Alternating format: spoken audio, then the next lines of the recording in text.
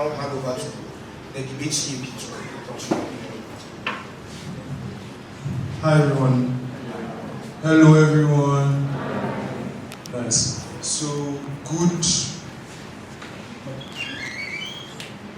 afternoon to you all. If any of you has people who are supposed to be here and are not here, you can text them and tell them we're about to start, and the schedule goes as follows. We're going to announce the people who made it to the finals, then we move on to balloting for the finals, because we won't auto-allocate so nobody assumes anything was rigged. Then we will announce the panel and then announce the motion. After that, debate. Once the debate is over, the panel is going to go deliberate. Whilst the panel is deliberating, we are going to have public speaking finals at the same time. And after public speaking finals, we'll have the awards ceremony. If time is going to permit us, we will then have the master's round for you guys, for your entertainment. So I'm quickly going to convene with the CAP team, and we will invite the chairs of the two rooms to come announce the breaking teams from those rooms. I think this can be here as well. Yeah. So I'll let Emmanuel start. Alright, good afternoon to all of you. I was the chair in room 1 for the semi-finals. My name is Emmanuel, and other panel members were Jesse and Pascal Blazobin. In OG we had the team B. Bandele. In OO we had Amu Joleto. CG we had Christopher Okibo, and CO we had Petri Akosombo Nyantechi. In no particular order, the teams advancing to this year's RP Baffour finals are the teams from OG and OO. Congratulations. Wonderful. I hope the teams are here, and we, Bandili and Amuju are here. Wonderful. So then we move on to the next semi-finals room, which was A9A. We had an opening government, Emily Henry, opening opposition, Eyikwe Ama, closing government, Chika Inigwe, and closing opposition, Femi Osofisan. I was chair, Benchod, and I had with me as panelists Desmond Logro and Sami Bam. So first unanimously breaking from the semi-finals room to the grand finals of RP Baffour is the team Emily Henry. Opening backwards. On a 2-1 split, the last team breaking from the room is the team closing opposition Femi.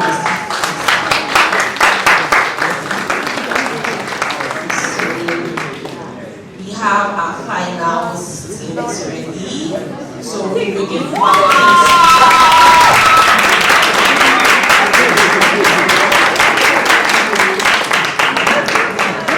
balloting team, so like one person from each team should get ready, so that you pick your roles. And as you pronounce this, if you're not a veg, you get which.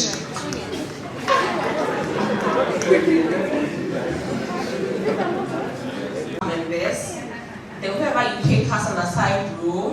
So for instance, if you pick Prosper Michael, you might get I of the role. So yeah, one member from each team should please come. So that One member from each team, please come forward.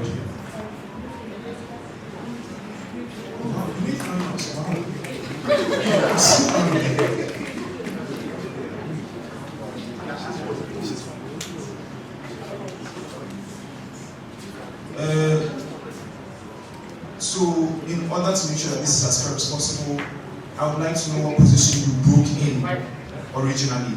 You broke what? No. From the prelims, where third breaking team, fourth breaking team, your number what? You don't remember? That's fine. You were number what? You're number 3, great. So you pick first. You're number what?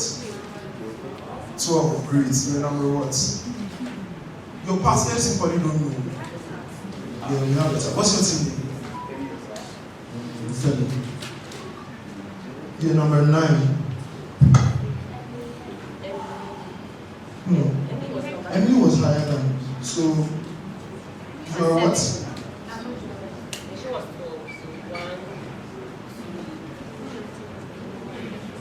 So 1, 2, 3, 4. So you choose your favorite member of CG.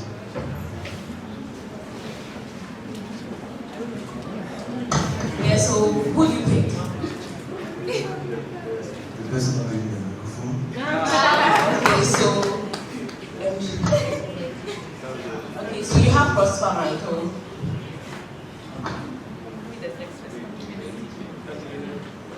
Okay, so what's your team name? Who's the next person? Femi chooses Umu. You choose Umu. Yes.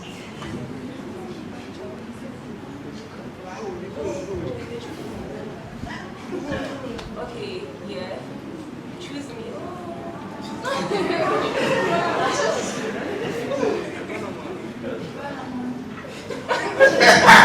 Very good choice. Very good choice. What did you originally want? What role did you originally want? Yeah. Like when What's you your have team? what were you putting together? Oh, what role were you putting together? What did you see? You don't have you are in this place.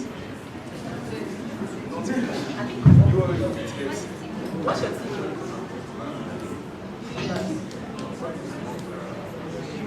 Oh, you are in this place. Perfect. So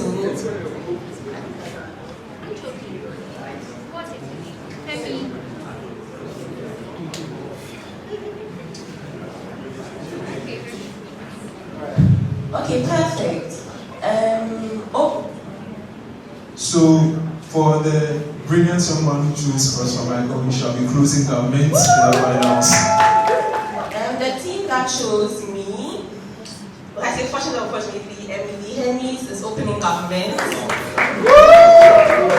Okay, so the team that chose me, Femi Sam, will be opening opposition. The team that wise chose me.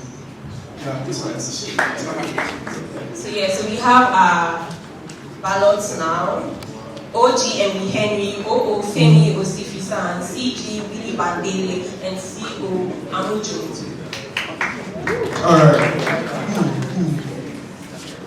So we're going to announce the motion very soon. Umu and Banaman will be announcing the motion. For what is well, she chose Ogo because she won her RP Baffour finals from Ogo. I chose OG because I won mine from OG, so let's go. And I chose CG because I won my PhD from CG. I want my London Trophy from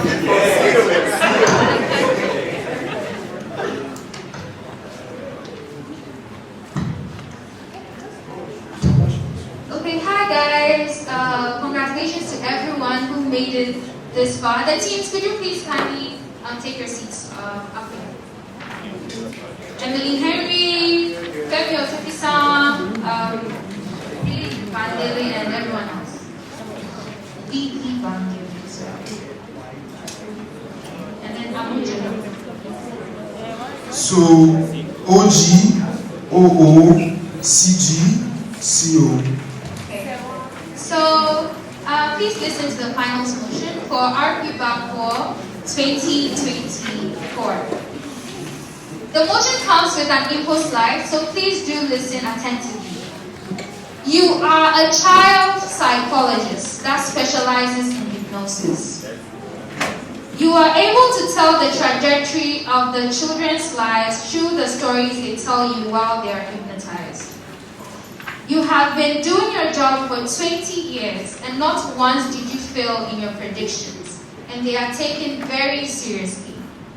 Your son, by the name Samuel Little, just went under, and his stories prove he would become a serial killer.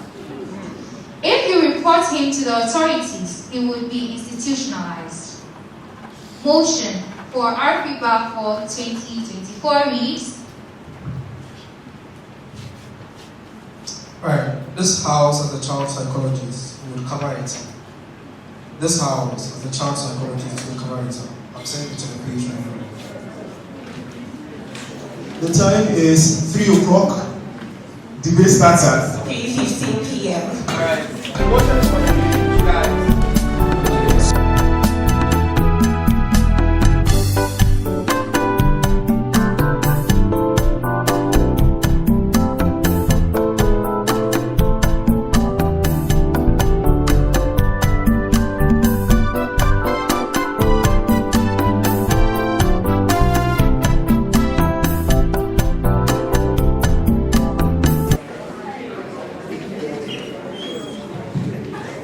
Organize.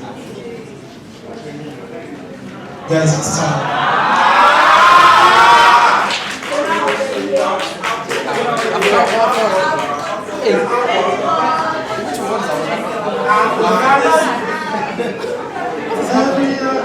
I'm organized. Africa is wise. About to begin. In opening government, we have the team Emily Henry. In opening opposition, we have the team Femi Osipisan. In closing government, we have Billy Bandere. And in closing opposition, we have Amu Jolando. My name is Umukala Hassan, and I'll be your chair for today's round. And on the panel with me is Prosper Michael, I'm going to first. And I'll say it to you. Hey.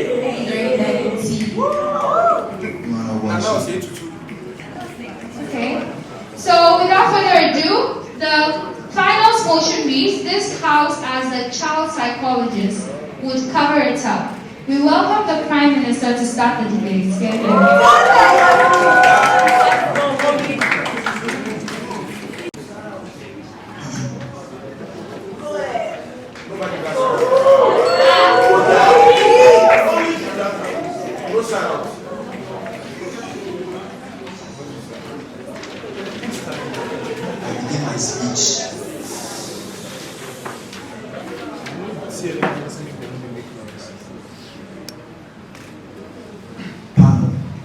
This is a debate about what it means to be a parent and what it means to be a child. But I think what is very important in today's debate is for you to recognize that today's debate is not just any debate about analysis or about a policy, but it's an actor debate. What it then means is that we should be able to identify the actor in today's debate, because the motion says this house as a child psychologist, right? What it then means that if you were a parent in that particular situation, what are you most likely going to do? A couple of things that we have to recognize in today's debate. The thing that what it means to cover it up means that you don't tell anyone and you keep it to yourself. That is to say, no one knows. But then we have to recognize that today's debate cannot be about exceptional cases. The best we can do is to give you the approximate definition of what a parent is and what a child is, and one that is understood. Will give you practical reasons why these particular qualities are ascribed to these particular individuals. But we also think that what serial killers are people who kill people on a spree. We cannot assume that the mother becomes a target, because serial killers kill for various different reasons. But what is most probably going to happen is that irrespective of the fact that the child is still a serial killer, the mother is not most likely going to be the target, because it is the mother. And even though he might be a serial killer, that factor of love for your parents still exists. But also recognize that these parents, we cannot assume that it is an exceptional case of a parent that is not able to take care of their child. We think that in most instances, parents are able to take care of their children, meaning that the most understandable description of a parent would be one that has taken care of their child. Panel also recognize that we cannot assume the psychology of the child, except for the fact that he's a serial killer. That is to say, the debate cannot be about speculations of what the child might be or the attitudes of the child. The only thing the info slide gives us is that he's a serial killer. We cannot assume all other things in today's debate. But what does it mean to be institutionalized? It means that he's completely locked out from society. That means that the mother is not able to get access to this particular child. There is no association, there is no relation between between these particular individuals. Another thing we cannot assume is that as a child psychologist, you are doing it because you love your job, and that's the reason you have been doing it for 20 years. That is to say that we think that people do jobs for various reasons. An important factor is the ability for them to make money. Looking at the success rate of this particular individual, that's a more incentive for the person to continue to do the job, because you are probably going to be getting money from these particular things. Another thing we cannot also assume in today's debate, that the child psychologist is a sorceress. That is to say that she has some magical powers. So we will prove to you how this sort of prediction is most likely going to work in our argument. What are two arguments that is in today's debate? First of all, we are going to tell you that it is problematic as a child psychologist not to cover this up, because it means that you lose the love that has to do with the parent-child rights. Panel, recognize that biologically speaking, human beings are mammal species. We are wired to have that sort of love between parents and children. What it means is that for every single individual, when you become a parent, what is most likely going to happen is that you are going to develop extreme love for this particular child. Why is this something that is very important?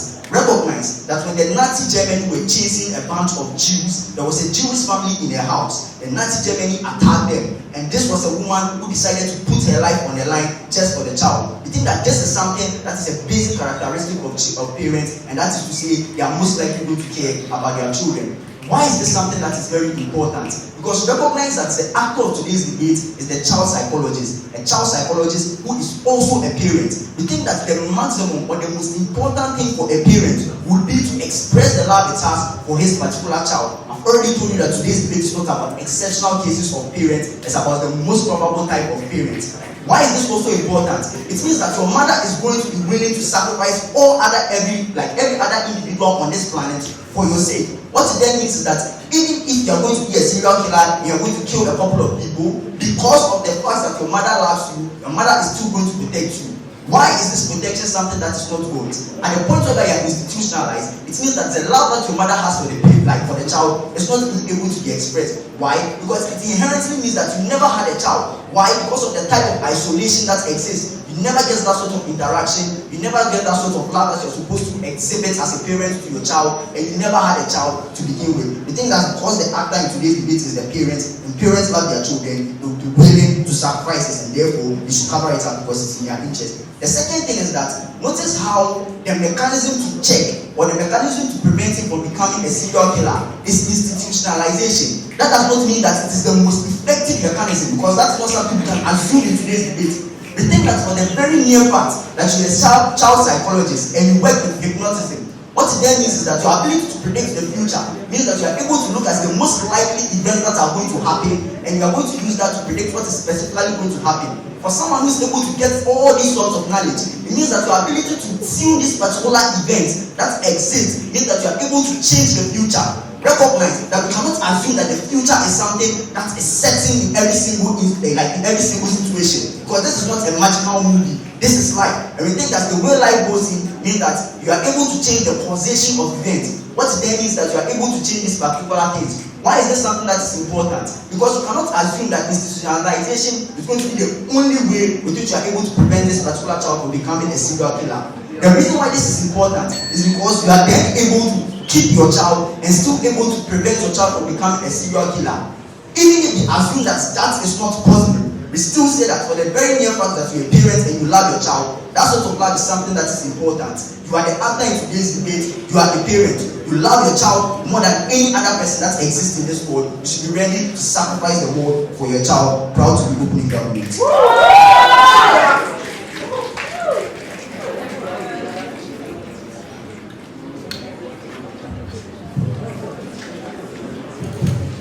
Guys, please can we minimize the noise?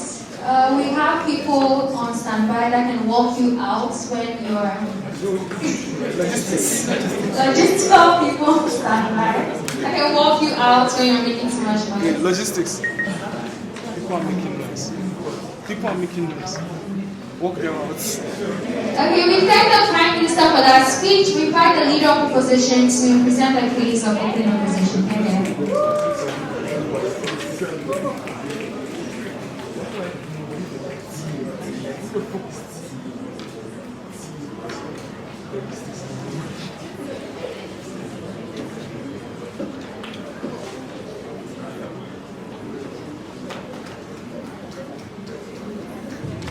Father, I begin my speech in 3, 2, 1. As your leader of opposition, I'll do 3 main things. I'll first begin by rebutting what my Prime Minister said. I'll give you our main ideas and give you direct analysis and show you why we've explicitly won these debates.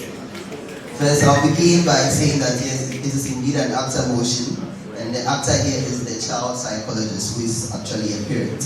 And we should note that this psychologist, although he's a child psychologist, he specializes in hypnosis. Therefore, the only true help in this specialization is to find out the story of, analyze the story that someone will bring as a child under hypnosis and give feedback. And his feedback is so concise and factual and accurate that it has been correct for 20 years, right? So, as a child who has been going through this, who has gone through this, and the story is leading to the fact that he will be a serial killer, the right thing that the child psychologist knows that he should do is to report to authorities and have him institutionalized. But the fact that he is a parent is what brings about this debate, to check on the moral judgment and see whether he or she should do so. And note that if you come to claim that you really love someone, you should know that the best thing that the person needs is what you should do for that person as a parent. So doing the best thing for someone who have serial killer traits is obviously to institutionalize that child. So if you truly love your child as a parent, you would make sure that the child does not end up as a serial killer. Yes, if you're a serial killer, you don't just go around killing someone. You have particular emotional defects, you have particular mental defect that would then allow you to truly appreciate the life of those that you kill. So you will be damaged in a particular way as a child. Therefore, you need help. You do need help. As a true parent who actually loves the child, you will do what is best for that child by institutionalizing that child. Sure. And let's give that in 20 years, this is the first mistake, the first failure that the psychologist has done, and you've wrongly judged your own child, and you make, let's say like worst case scenario, the child wouldn't actually be a serial killer. How do we assure this? How do you make sure that like surely this child has no traits of being a serial killer? Institutionalize the child. Send the child to the professionals, those that are also child psychologists but are professionals in detecting the actual behaviors of this child that will lead him or end him up in that particular situation. Let them bring out the traits that the person does not have and conclude that, oh, indeed, this your child will not end up being this deviant in society. Okay, I'll go ahead and detect and change the course of action that your world will go through to end up as this serial killer. You might not be aware of this, but as a human being and even as a child, regardless of who you are, you'll be very good at hiding certain effects. If it was easily detectable that this person or this person will become a serial killer, we wouldn't have serial killers even in our world, because you can easily detect that, oh, this person will become a serial killer. And because of your speciality in hypnotic readings, you've noticed that this your child will become a serial killer, and he would need an intervention immediately. You need to go through this institutionalization so that he does not end up this way. Alright, you are also protecting yourself, the society, and the child himself. As a child psychologist, you should know that if you would go ahead to institutionalize your child instead of covering it up, you are saving life, obviously. So people that will die, regardless whether it is you yourself or the countless people that he will kill, you are saving them by institutionalizing this child. You are saving them because you are taking your child to a place where he will not end up undergoing through this act, undergoing this serial killer act. So some more little, if it's institutionalized, is the emotional lack of emotions for personal relations with the parent that he will go through. It's not as problematic. It doesn't outweigh the fact that he can actually end up to become a serial killer and endanger the lives of multitudes. I'll take a view. Yeah.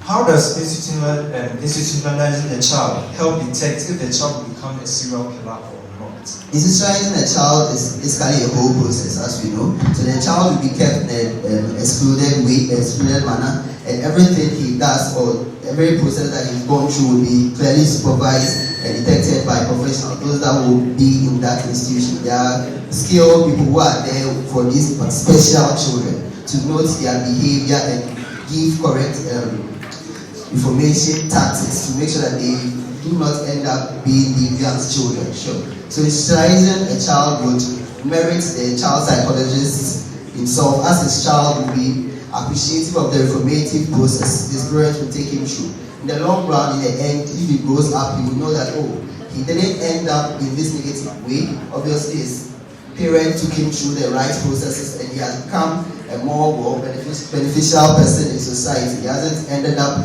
in the other side of the law. He's being safely guarded and his life has not gone to the trenches because he was institutionalized and well taken care of, going through the correct measures. Obviously, society will tell you that as a parent, you should have love for your children. And I'm also saying that this love can come in the way of correct and true moral inclination. Proud to oppose.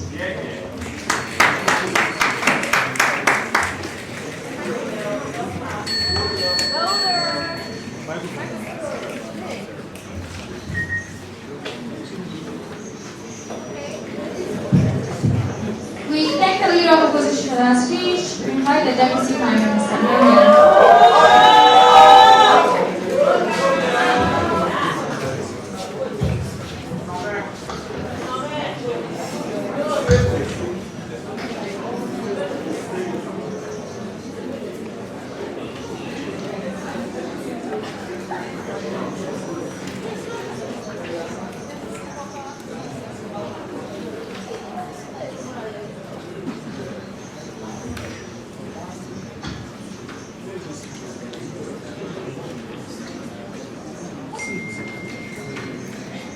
I start my argument in 3, 2, 1.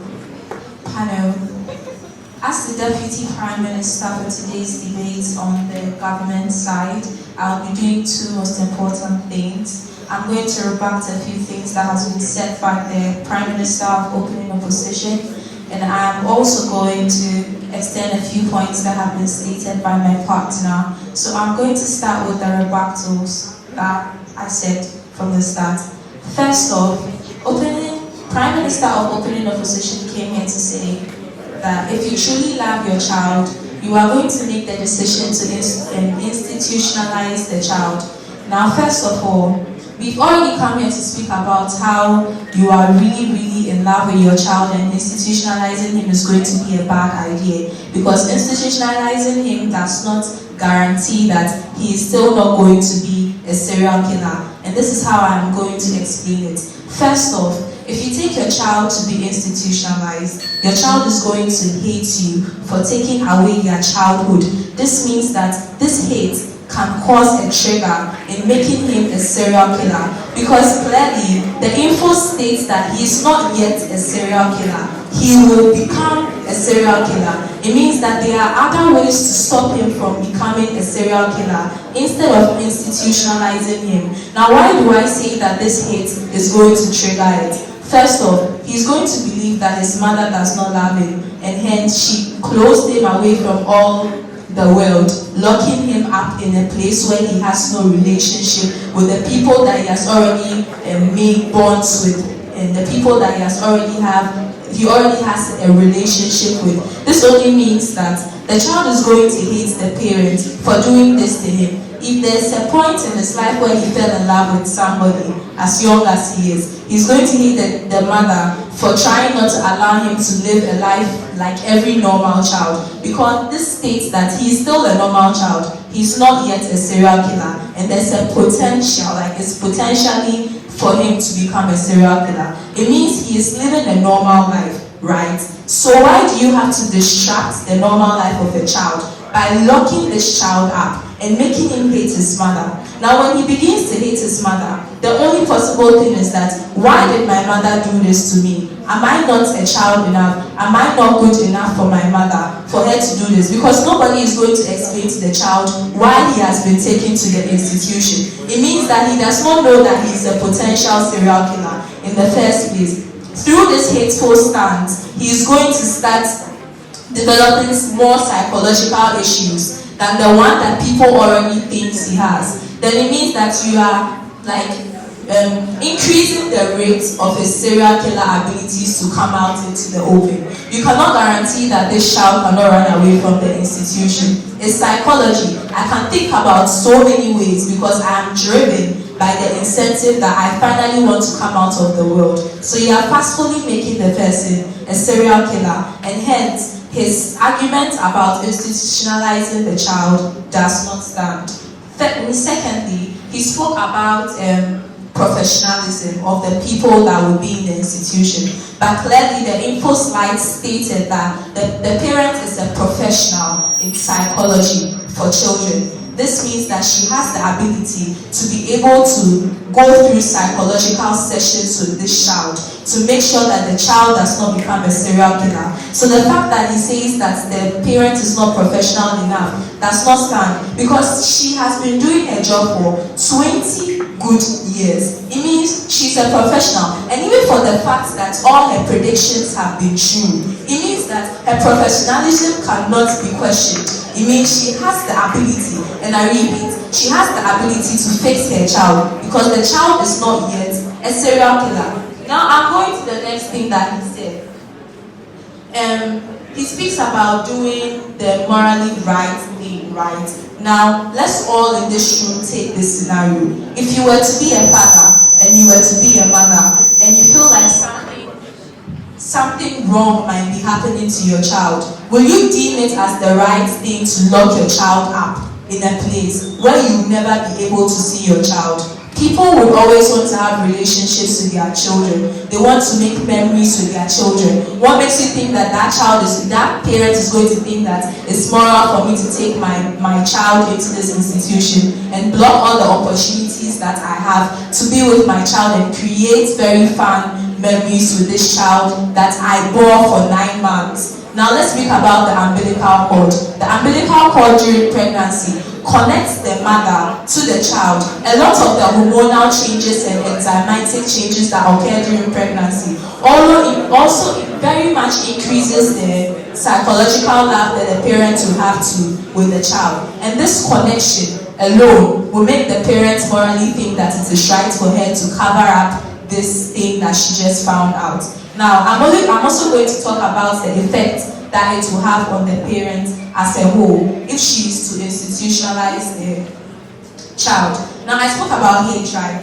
So, her living her life knowing that her child hates her is going to also cause a lot of problems for her. Why? If you know that your child hates you, you are going to feel immense pain, because no parents want their child to hate them. And living your entire life knowing that your child hates you is bad for your psychological health. This only means that the parent will not be able to do her job as well as she was already doing it, because she also has psychological problems. Now, how can somebody that is broken fix somebody that is broke? It means that you are destroying the livelihood that she has already created for herself. And I repeat, how can you fix someone that is broken if you are broken yourself? And I am proud to be opening government.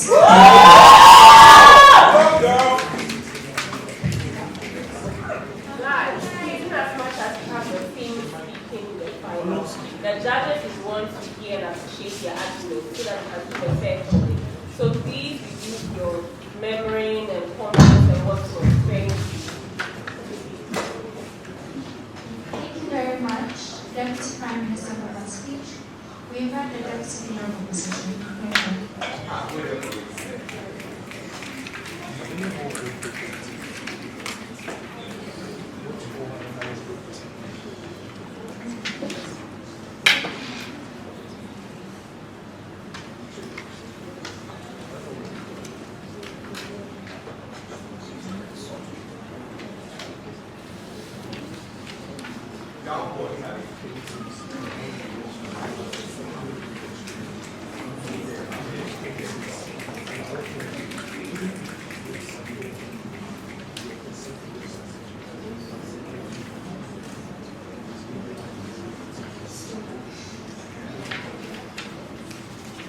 I begin my speech in 3, 2, 1.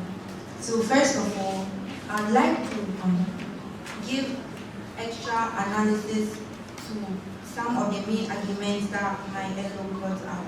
Then I'll go ahead to give rebuttals to some of the things that the opening government said. So first, my fellow said the child psychologist would now gain extra credibility to this in the society, and his word would actually be trusted more, because if he's now being honest with his own child with such issues, now the other people in the society would actually have no doubt when their own children are brought to him to be able to tell them what the child is likely to become. And also we realize that institutionalizing the child is actually going to bring more good than harm. And why am I saying this? Because first of all, it's going to benefit the child himself, it's going to benefit the parents and the entire society as a whole. So now we are looking at the benefits that this is going to have on the parents himself. The opening government said that the fact that the child will become a serial killer does not mean that the target of the child is going to be his parents, and that there's this emotional connection whatsoever. You actually went ahead to contradict yourself that the serial killers actually have a lot of reasons for killing, and my elder also said that these people actually do not have any emotional feelings whatsoever, and they actually do not care, they do not see the value of life. That is why it is actually very wrong for you to say that the child is not going to make his or her parents a target just because the fact that you're a serial killer means you're a serial killer. And if you actually look at statistics, you realize that most people start from killing the people around them even before they tend to go to the entire society to kill people. And then now we realize the benefit that institutionalizing the child is going to have on the child himself. First, you are going to send this child to the institution that is going to help restrict his movement and his activity. And then you realize that in the info slide, it said that the child psychologist, who is the parent of the child, has been doing the job for 20 years, and not once did a person fail in the predictions, and they are taken very seriously. So why don't you actually institutionalize the child, since all the other predictions that the person has made concerning other people's children are taken very seriously? Why are you then not going to take the one you have made about your own child seriously?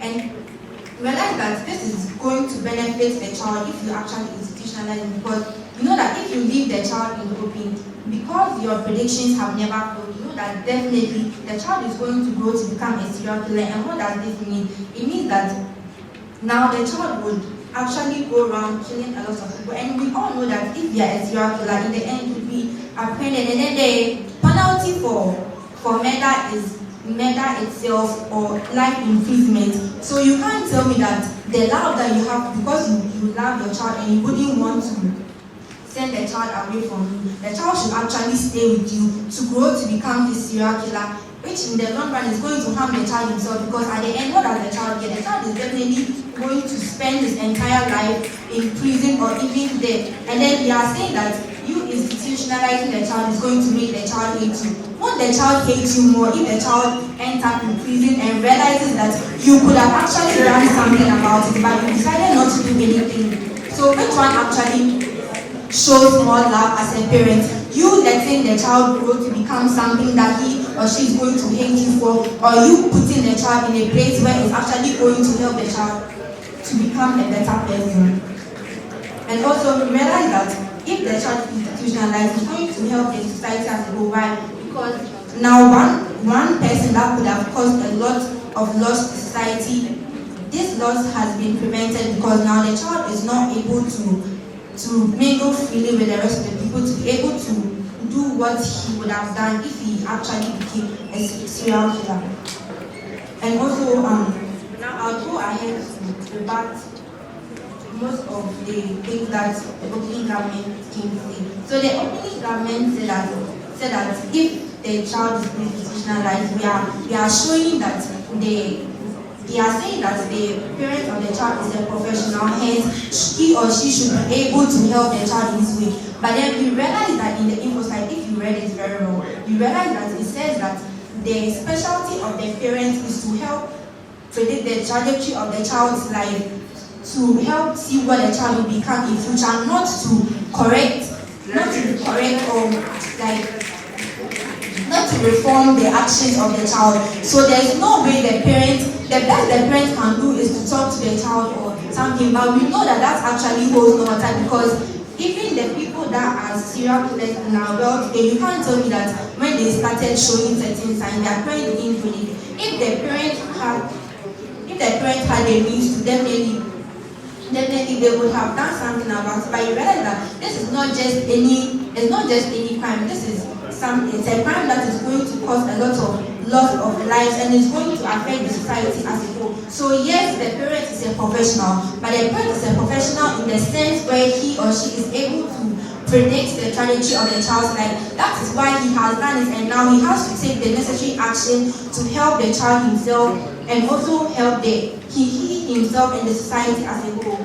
So what have I said so far? What I have said is that First of all, the parent, the child psychologist, not covering up the child's issue would now earn him more credibility in the society, because if they are able to be honest about issues, because we admit that parents are actually very emotional about their children. But if they are able to bring out your child and do the necessary thing, the right thing that is going to help the child himself, now everybody would realize that they are being very honest in your deeds. Because if now, let's say the child grows to become a serial killer, and you can't tell me that you are a professional in predicting people's children's lives, but you can't predict your own child. Definitely everyone would know that you would have seen it, but you decided to hide it, and which is going to, in the long run, reduce their credibility. Okay, also I said that institutionalizing the child is actually going to do no good to the child, because now it prevents the child from becoming the serial killer that he or she would be, which is going to prevent him from getting killed or increasing in the long run. And also I said that the fact that the child will become a serial killer and the fact that there's a relationship between he and the parent does not prevent the parent from becoming a target in the child himself. And also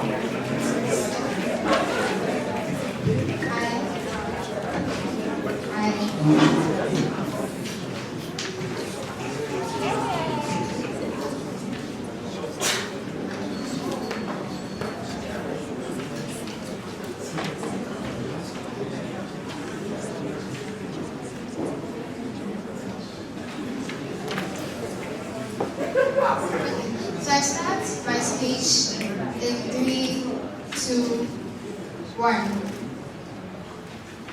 If there's one thing all serial killers have in common, it is abandonment issues. For example, Jeffrey Dahmer, famous serial killers who specialize in killing gay people, right, was motivated by the abandonment issues he faced during his childhood. The opposition bench fails to factor the interest of the main actor in this debate, who is the child psychologist. They fail to account for the primary interest of the child actor as well.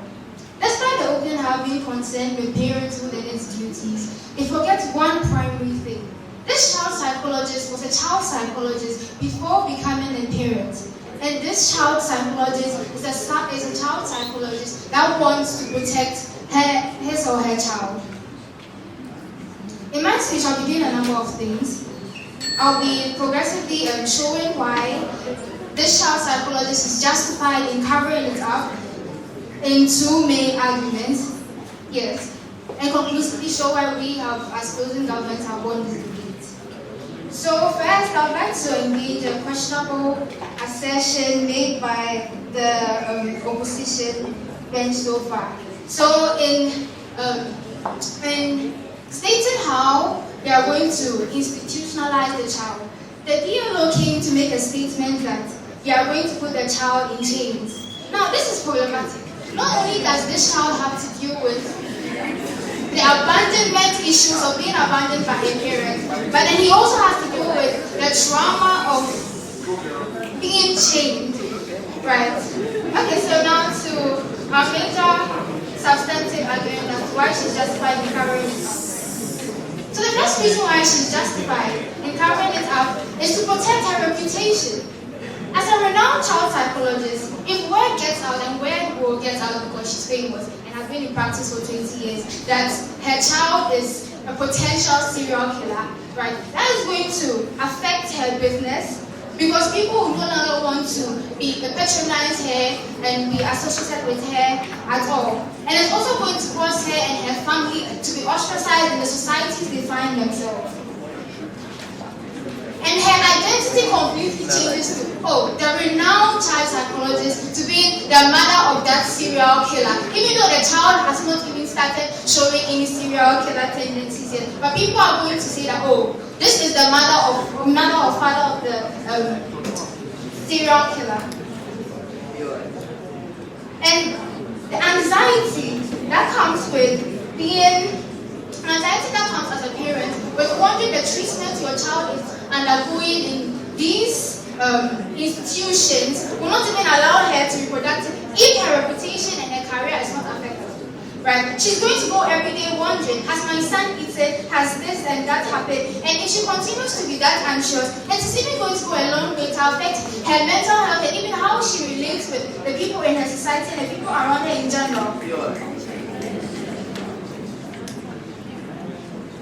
Now, if she loses her career, she cannot even afford to take care of herself, afford better health care, take care of her family members, her aunties and uncles and all the other people that she currently takes care of as a very renowned psychologist. She's also less productive because now her child is away from her, she's messed up in the head, she's thinking about a whole lot of things, and her business is also hurt. Now, when her business is hurt and she's no longer being patronized, it means that she's not paying taxes. The government is not getting any revenue from her to help develop the society that they even find themselves in, right? So now, by protecting and covering it up, she is justified in doing it because, one, she protects her business, she protects her source of livelihood, she protects the people that she takes care of, she protects her child who doesn't have to go through being chained and whatnot, and yes, she even avoids getting into that institution herself because if her mental health becomes messed up, she might even find herself in the mental institution she's trying to prevent herself from going. Now, before I cover our second argument, I'll take your view. Note that never did we say that anyone will be changed, and institutionalization is not an abusive venture, but rather a informative one. Then I guess you didn't listen to your DLO because she stated, and I wrote it down and I put, in these institutions, these children will be put in chains and managed and something along those lines.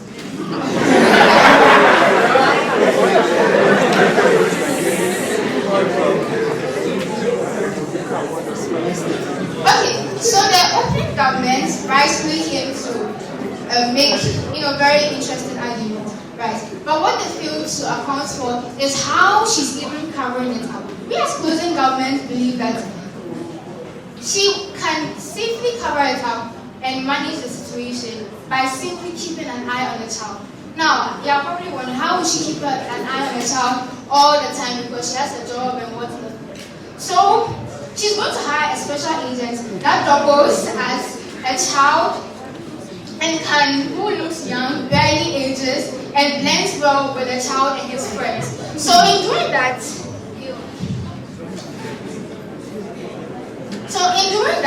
she finds a way to, manage the situation in the long run. I'm going to prove to you why she and how this even happens.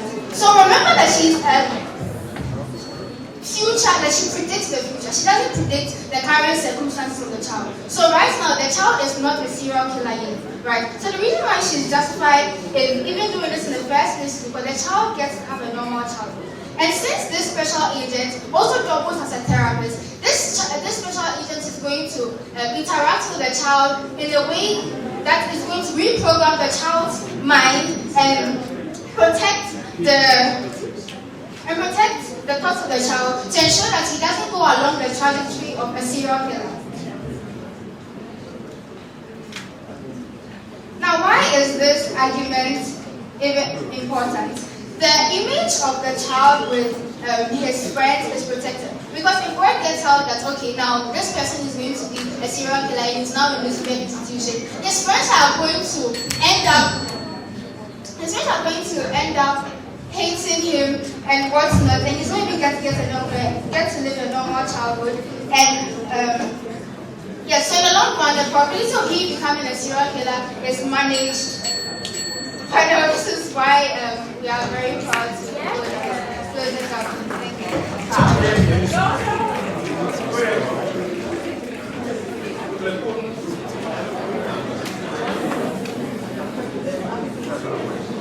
Hello. Guys, please manage the noise. The speakers get tense up when the noise is too loud. Please manage the noise. The best way you can support them is by shutting up.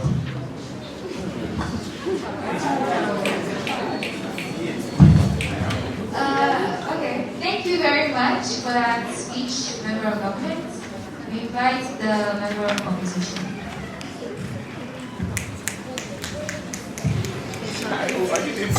Please, you guys can snuff. You're allowed to snuff.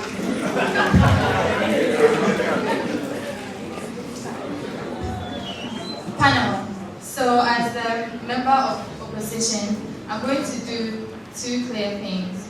One, I'm going to show you why, as the child psychologist, it's their duty to the state to prevent this from happening, to prevent the child from being serial killer. In the info slide, we saw that as a child psychologist who is specialized in hypnosis, she's able to tell the trajectory of the children's lives. Trajectory here means that she's able to see the series of events that will lead up to the child's whole life in general. And so if we are able to see that this child will become a serial killer, as a child psychologist, it is her duty to the state to tell the authorities so that the society will be protected from this potential threats and harm. Also, we see opening government and government bench as a whole, making these institutions this barbaric place where the children will be tortured or chained or something. But this is not so. These institutions seek to reform and rehabilitate potential threats and risks to society. So they rather take good care of these people and even give them therapy and give them help so that these people, their mental illness or whatever that plagues them and makes them threats can be reduced and checked. Also, we saw member of government said that when if the child psychologist doesn't, if she covers it up, she protects her reputation. And this is so false, because if she covers it up, no matter what she does, it is going to come to light.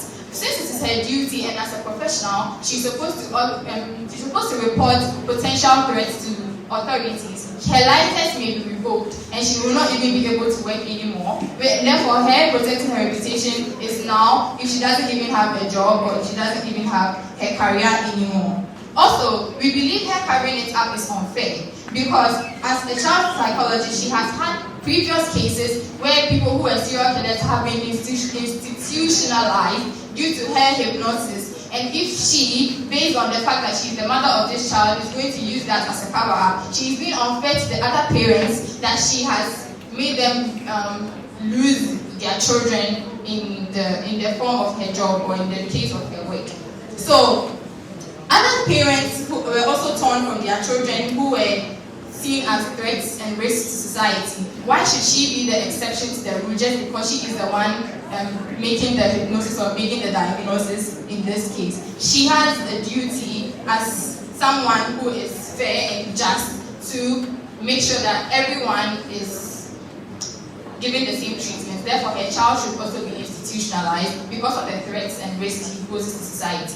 Mind you, that her hypnosis gives the trajectory of the child's life, meaning that no matter what the child does, the child is going to be a serial killer. And we believe institutionalizing him is better than leaving him in the open, because in the institution they are professionals, they are mental health professionals, child behavioral professionals, and all these professionals who will be able to manage all the symptoms of threats that a child will bring in the society.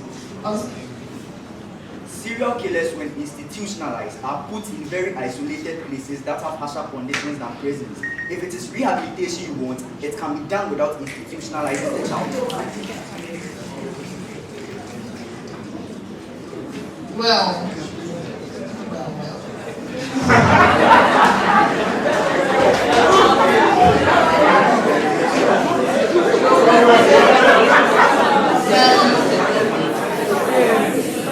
This child has, yes, the potential to be will become a serial killer, and if he is placed in harsher conditions, we believe it is a greater benefit than he being in the open and killing other people that are beneficial to society. So, yes. The fact that he's going to get rehabilitation is just a side to the main threat of him being in the open in society as a whole. Yes. Also, we had a member of government saying that if she covers it up for her child, she will be able to keep an eye on her child because she will hire professionals who will take care of the child. But what's better professionals than these institutions who will be there to keep an eye on the child 24/7? Mind you that these people are able to go to the institutions and visit their children on a basis. And as a renowned child psychologist, she will even have more perks because she has done something that most people wouldn't do by outing her own child. By outing her own child and putting the child in an institution. Yeah, so on your case of unfairness, where in the info slide mentions her sending people's children to institutions based on anatomy? Well, she has worked for 20 years, and 20 years is a long time. That shows that, yes, 20 years is enough time for a case like this to happen. Serial killers don't spring out once in a century. They are very common. And so by all means, in her period of line of work, she would have encountered someone who had the same life story and would have definitely made sure that person is institutionalized. So if she was being unfair, if she doesn't put her own child in the institution. Yes. So panel, we show you that as a child psychologist, the best action to take is to report her child because one, she will be happier knowing that her child is in safe hands, which is the institution that the child will be sent to, and won't have to worry about the child showing any signs of serial killerness in her day-to-day life in society. Also,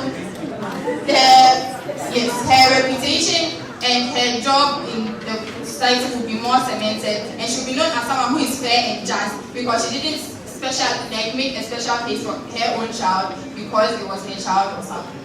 Also, because her predictions never fail, even if the child becomes a serial killer, she would have the harm that would have been caused if she had covered it up would be lesser than the harm that would be caused if he is in the institution. Because in the institution, even if he still manages to kill people in the institution, there are not as much people there as if he was in society where he has free will and free room to kill anyone he wants. Yeah. So, panel, we believe that we as the child psychologists here will put our parental sentiments to the side and do what is best for society, for ourselves, and for the child, and for humanity as a whole. Thank you.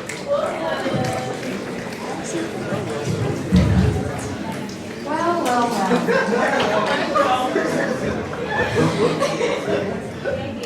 We make a member of the position for that speech to invite the governor with.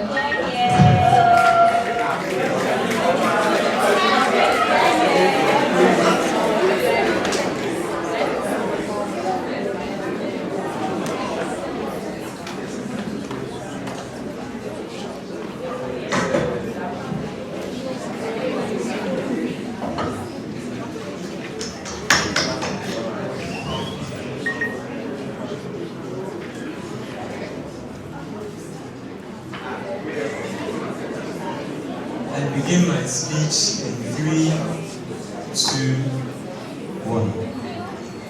Panel, how strong is a mother's love? Panel, in my speech today, I'll be doing 2 things. Giving you a brief summary of all that has happened today and telling you why we on this side of the table win this entire debate. Panel, I'll start by giving a brief summary on the opening opposition, then by the closing opposition, then I'll go to the opening government, and then outside. Panel, the opening opposition comes in to talk about the fact that if you send a child to the institution, it's other help the child. Panel, we say that this is however unfair because per the info slide, the child is going to be a serial killer. The child is not a serial killer. They are basically sending the child to an institution based on something he has not yet done. They are stripping the child of his childhood. That is something he is supposed to do right now, just because of something he will possibly do in the future.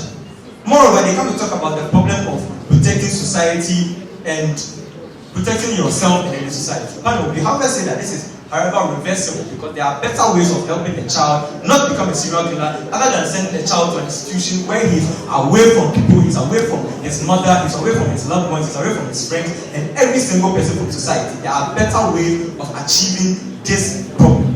Moreover, they come and talk about the problem of extra credibility. Panel, which parent in their right mind would send their child to someone who has given birth to a serial killer? Pardon, take the case where, at the info slide, she is a child psychologist, meaning she works on children, meaning no parent, after hearing that, yes, this person that I'm taking my child to take advice from is the mother of a serial killer, everybody is to get out that the person has then sent their child to an institution. No parent in their right mind will send their child. Therefore, her business tends to crumble because people will not start here. So the whole purpose of extra credibility then fails once more.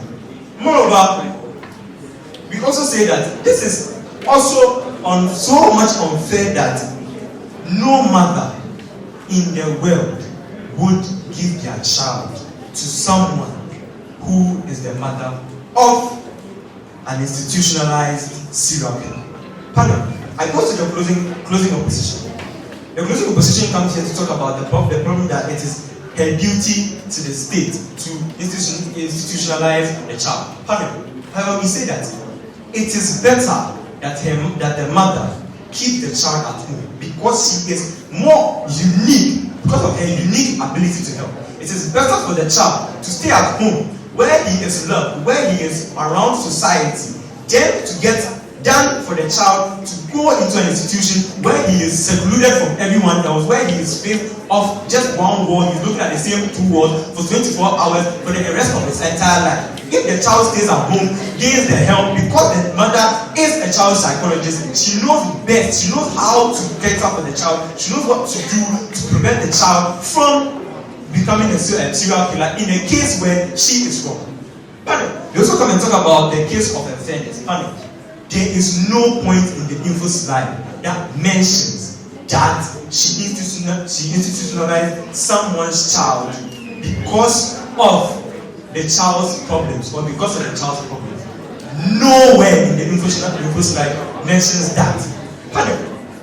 This unfairness case crumbles once more because what if in the info slide, what if in the cases where she was able to see other serial killers, what if she helped them and then there were no more serial killers? Take the case of if she is able to help people as a child psychologist, if she's able to help people that she has gained 20 years of experience, being the state in which she is in society, she knows best how to help people change their course and become better people in society.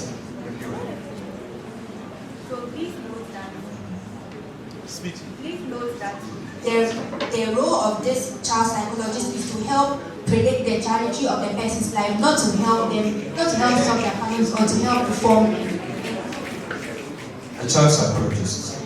It seems you don't know what a child psychologist is. A child psychologist basically is not a child psychologist. Yes, per the info slide, she can predict people's future.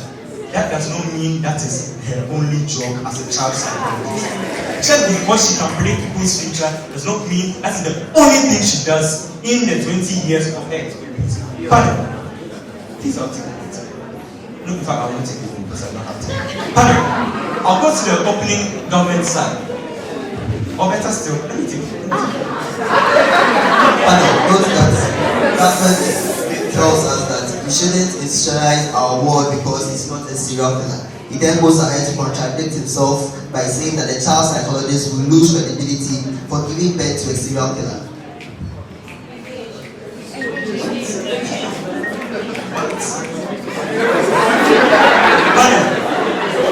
I go to the opening government side. Okay, to answer your question, I'm not contradicting myself, but I'll go to the opening government side. The opening government side comes to talk about how it's problematic if they send the child to the institution because she's a mother, she cares about the child. Pardon, the reason why we are better than them is because we factor into the case where she is not only a mother, she is a psychologist, she is a business person. In our world, it is so much better because the problem of her keeping her reputation is kept. Because the business will then boom because no one knows about what happens in her home. She keeps what happens in her home to the sanctuary of her home. She does not send an external person to come and help her. She just keeps it to her home. Therefore, the problem of her reputation as a business person is kept intact. Moreover, her role as a mother is also kept intact in the sense that the child then does not see the mother as a villain because the mother puts the child in a place where he has not committed a crime yet in themselves. Pardon. The arguments or the problems with this debate and the impacts of our business and our world is that her reputation as a business person is kept intact. Moreover, her home is kept intact. She is able, as a mother, since she wants what's best for a child, she's also able to keep the child's childhood intact. Therefore, we as closing side win this debate.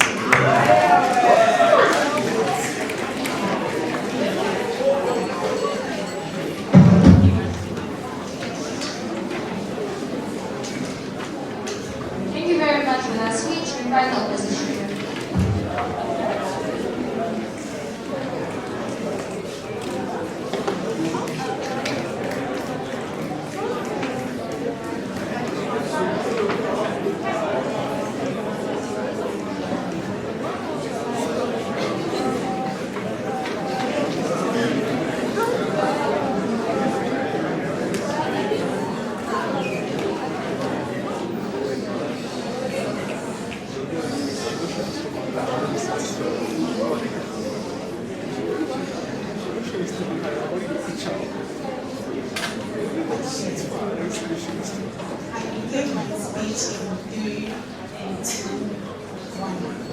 So as the opposition leader, I'm going to do justice with things. I'm going to rebut all the points from government bench, and I'm going to add more analysis to the points made by my partner.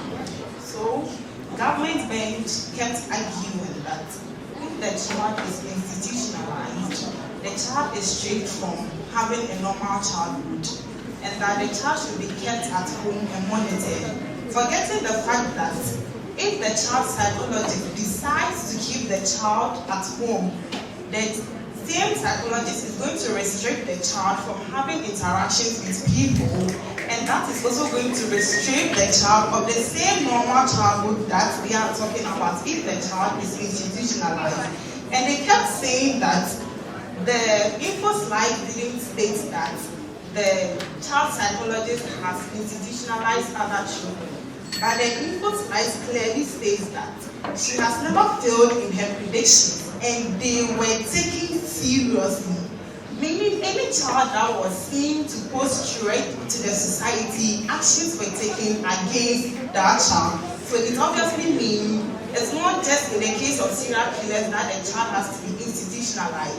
In a case where they see that the child poses threat to the society, the child will be institutionalized. And she's not the one who does the institutionalization. She only reports and then actions are taken. Then opening government, Prime Minister also states that the child will be locked up and then there will be no interaction.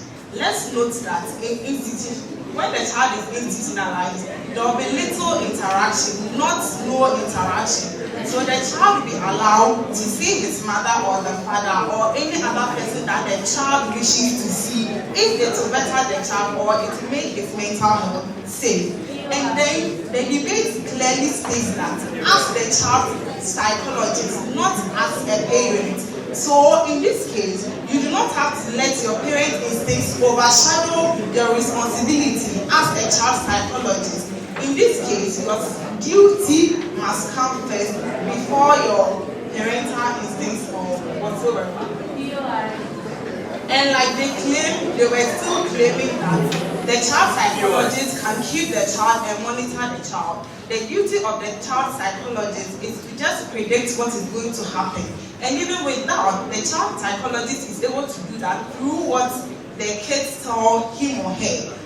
But the child cannot, it's not the psychologist's expertise to train or shield the child from becoming what she sees. So that is not her duty, like government kept claiming.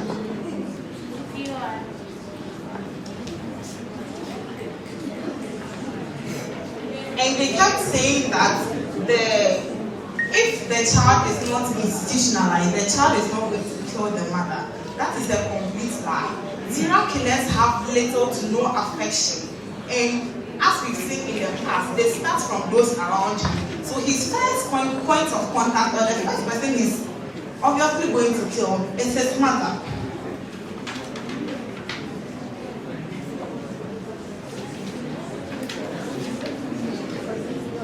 And yes, closing opposition said that if she reports the child, she's going to lose her reputation. But how long is she going to protect her reputation if she doesn't report the child? Eventually, the child is going to become a serial killer. And which one would she prefer? Being known as a serial killer or being respected for reporting her own child even after finding out that he's going to be a serial killer. So we believe that she is rather going to be respected for taking such a great decision. So now to our point, it is unlawful. Why is it unlawful? As a child psychologist, she is mandatory or she has a responsibility. So if she doesn't fulfill that responsibility is to report any child she seems or deemed dreadful to the society. Now if she fails to do this, her license will be revoked. And if her license is revoked, this is going to restrict her from offering any other services which would have been of a child from becoming a serial killer. Opposition stated that, but they never proved why it is the only way to change that future. Because rehabilitation is the way to change the future. The Equals Life states that the child is mentally damaged. The only way a person will need rehabilitation is when the person is mentally damaged. And institutionalization is not worse than prisons. These institutions are rather better than prisons. They have better conditions. They have a safer environment where the child can relate or move around freely without being a threat or a harm to the society. So in this case, the child is more safer to do anything he or she wants to do. The child is monitored by expertise who can easily determine if he or she, if he wants to do anything bad. And then why don't you support the fact that she should cover it up? It's also because it is unfair. Why? If she has been able to report other cases, then why is she making an exception just because it is her child? So our opposition were trying to tell us that all other parents who have lost their children to institutionalization did not love their children. Obviously not. They seek for the betterment of their child. That is the reason why they agreed to the fact that their children to be institutionalized. If they claim parently instinct should overshadow the right thing to do as a child psychologist, then the right thing to do even on their side is to actually institutionalize the child. Since they said if the child is institutionalized, the person is the mother is not going to have the right sense of mind to actually work. And we believe this is false. Why?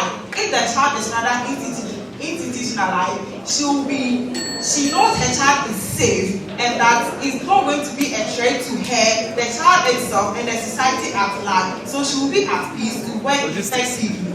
So if the child is not institutionalized, the child is going to be affected at the long run. It's going to have an effect on the mother, and then society is going to lose its members to a so we are protecting the child, the mother, and the society in general.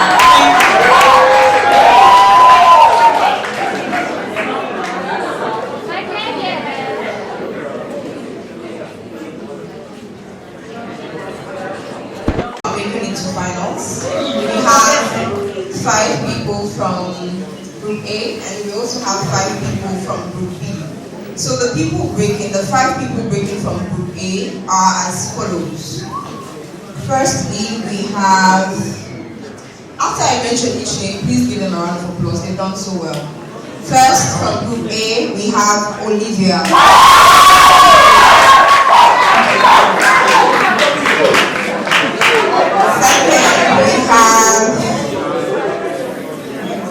Second, we have Henaku.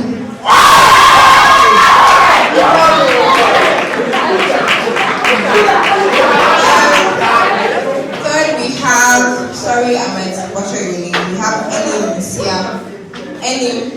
Insia. If it's you I'm referring to, please raise your hand. Enim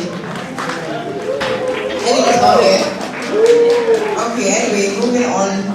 Breaking forth from Group A, we have Elvis.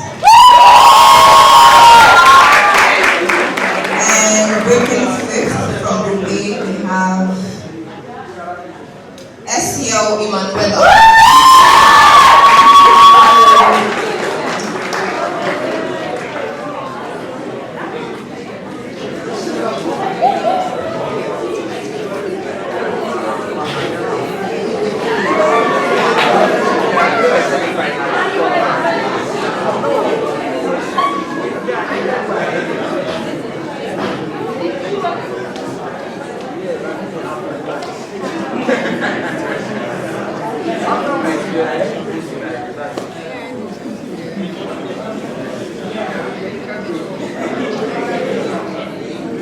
So moving on from Group B, we actually also have 5 people breaking. And breaking first from that particular room is Reginald.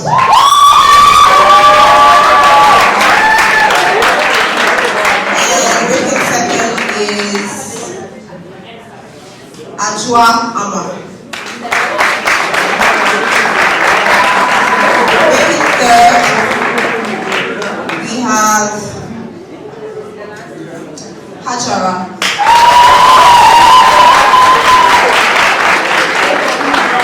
Breaking fourth, we have Asiedu. And then breaking fifth is Felicity. So yeah, those are the 10 people who will be great speeches with really fine speeches this evening.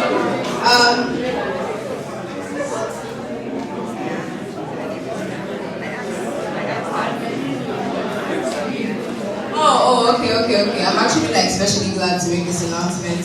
But breaking from Group A, yeah, it's not any Insia as I had mentioned, it's Ya Sabia.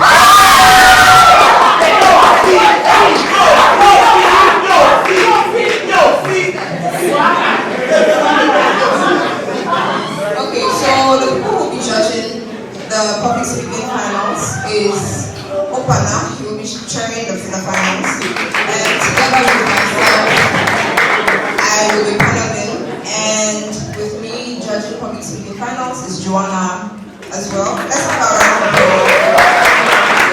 We also have Patience. Matthew, if you could please come forward. I need you to help me with balancing here. For the sake of integrity purposes, I just want to make this clear.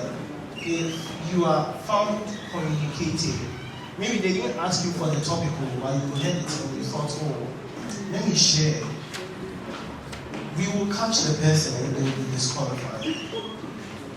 So don't risk it, don't try it. Maybe you can share it by mistake, so don't try to communicate with them for any reason until the final is over. So the topic then, it's a scenario.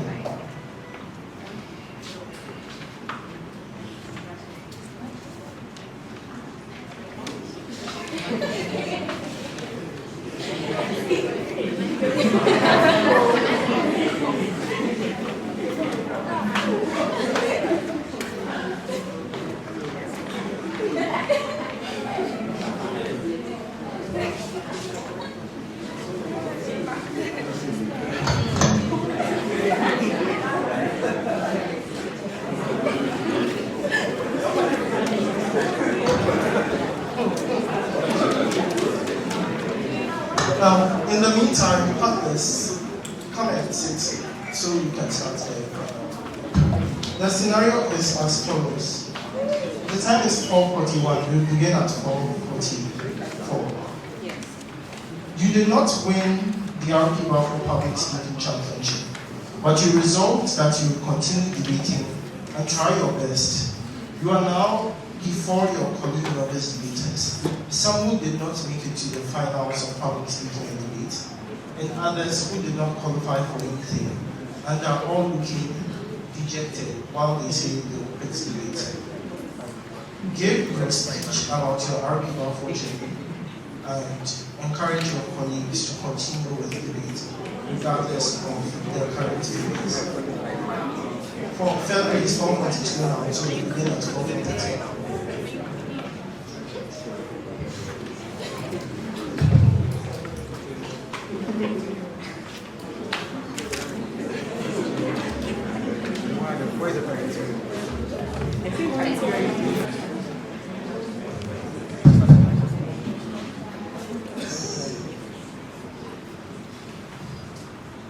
Hello?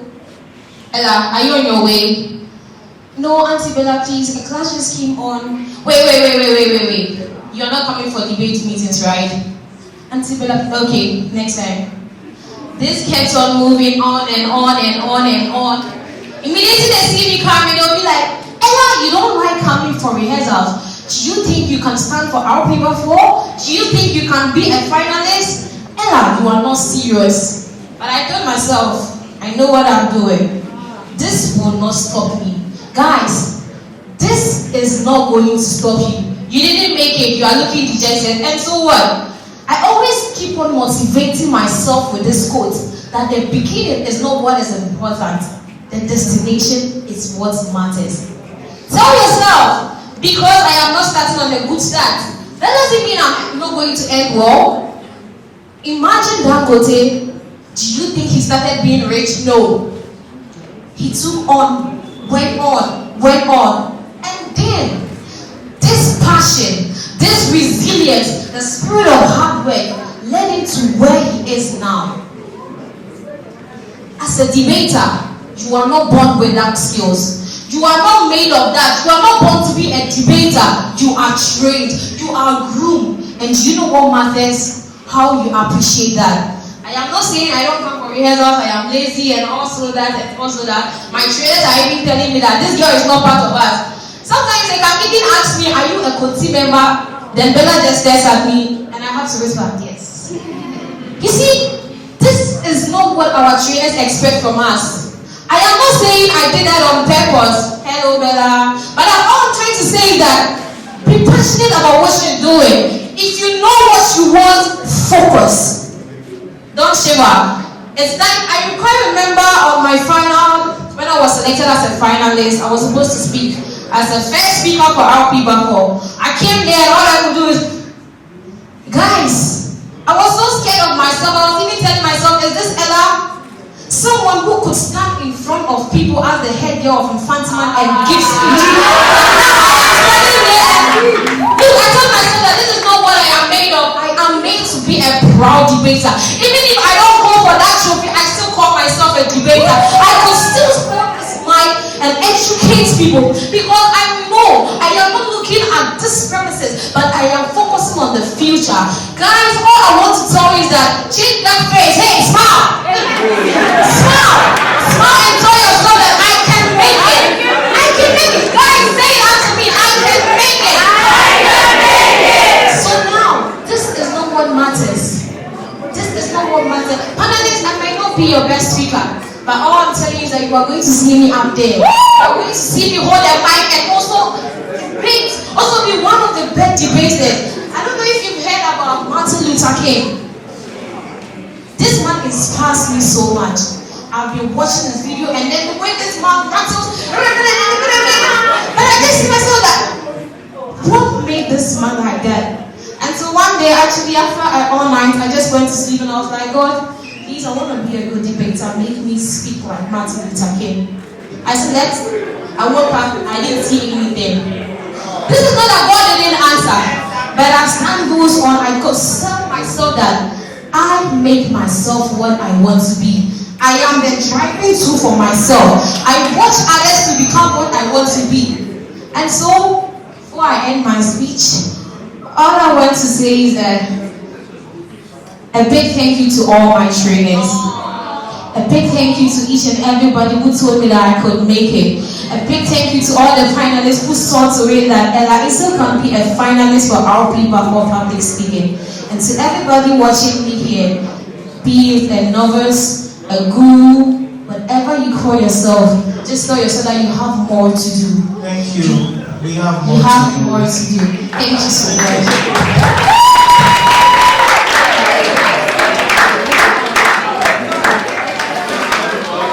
To be a very good speaker, so I joined the KNUST Debate Society. We started debate training. I went through 4 months of training, day in, day out, missing classes. Yes, 4 months, please. Mine was 4 months. Debate, I'm far, we lost in sins. So my priorities was all set on the public speaking. First round I broke, second round I broke. Finally we are the finals. And long story short, I also didn't make it. You can try and imagine how bad I felt. You also didn't make it to your finals, right? So we can relate to that extent. Losing is hard, losing is difficult. Losing will let you think certain thoughts that you wouldn't even be able to conceptualize if everything was fine. But that wasn't all. Note that was just a competition. I recognized my growth and my development, the change, the fact that when I began the 4 months of training, I wasn't able to do certain things that I'm able to do now. I was called out for a class presentation, I was given a standing ovation. I was called out to present on a thesis and I was given another ovation. Lecturers that were supposed to be analytical and constructive criticizing me were the ones giving me applause and invitations to host shows and events. All that training, all that development I obtained because I went through this process. Yes, I lost in the debate society, but I don't see anywhere else that I have lost again. My entire life journey has been a success. I have had a lot of trophies. The only reason that I was sad that day was that RP Baffour wasn't one of them. So yes, I'm creative. Yes, I am more inspirational. I have a lot of wins, a lot of certificates to back this out. And I know that so have you. You can look throughout the light of your darkness. Let this speech be the ray of hope when you are in that moment of gloom, that moment of distress because of your loss in one round, in one debate. You can make it. The change is there, it's evident. Just shut out the doors of distress. Look ahead to that time where you've used this training to do other things, the fees that you've obtained, the growth that you've gone through, and the impact that you've been able to make. Don't let one loss bring you down. Don't let one failure and one competition stop you from achieving the greatest mountain that you can ever climb. Indeed, you can do it. I'm not telling you, you know it. So rise up to the change, pick up the light, and do great things. You are a debater, and you are a good public speaker. Thank you. In my pause, For a few minutes, you might feel the nervousness as you come here right now and speak. Like my first RP Baffour debate, I remember I almost cried. I didn't almost cry, I did cry. I remember my partner, Matthew, telling me how you doing this, how we go and how we go forward. I remember just telling me, God, please, you can't pull this at RP Baffour, you can't pull this here, you can't cry here. But then I had anxiety. What else did I have to do? But still, I went on with other halls. Then I came here to the inter halls, and now here I am. Look at me right now. I know you can do it, and I have the courage in you that you can do it. I believe in you that you can do it. And today, I stand here to tell you that do not quit.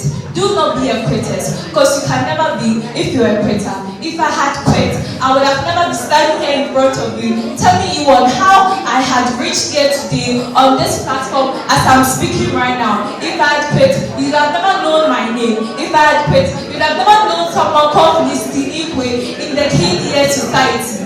If you quit, you might not be known ever. You might never be called a trainer ever. You might never become an executive. But if you do, know that you win and you go on. Thank you.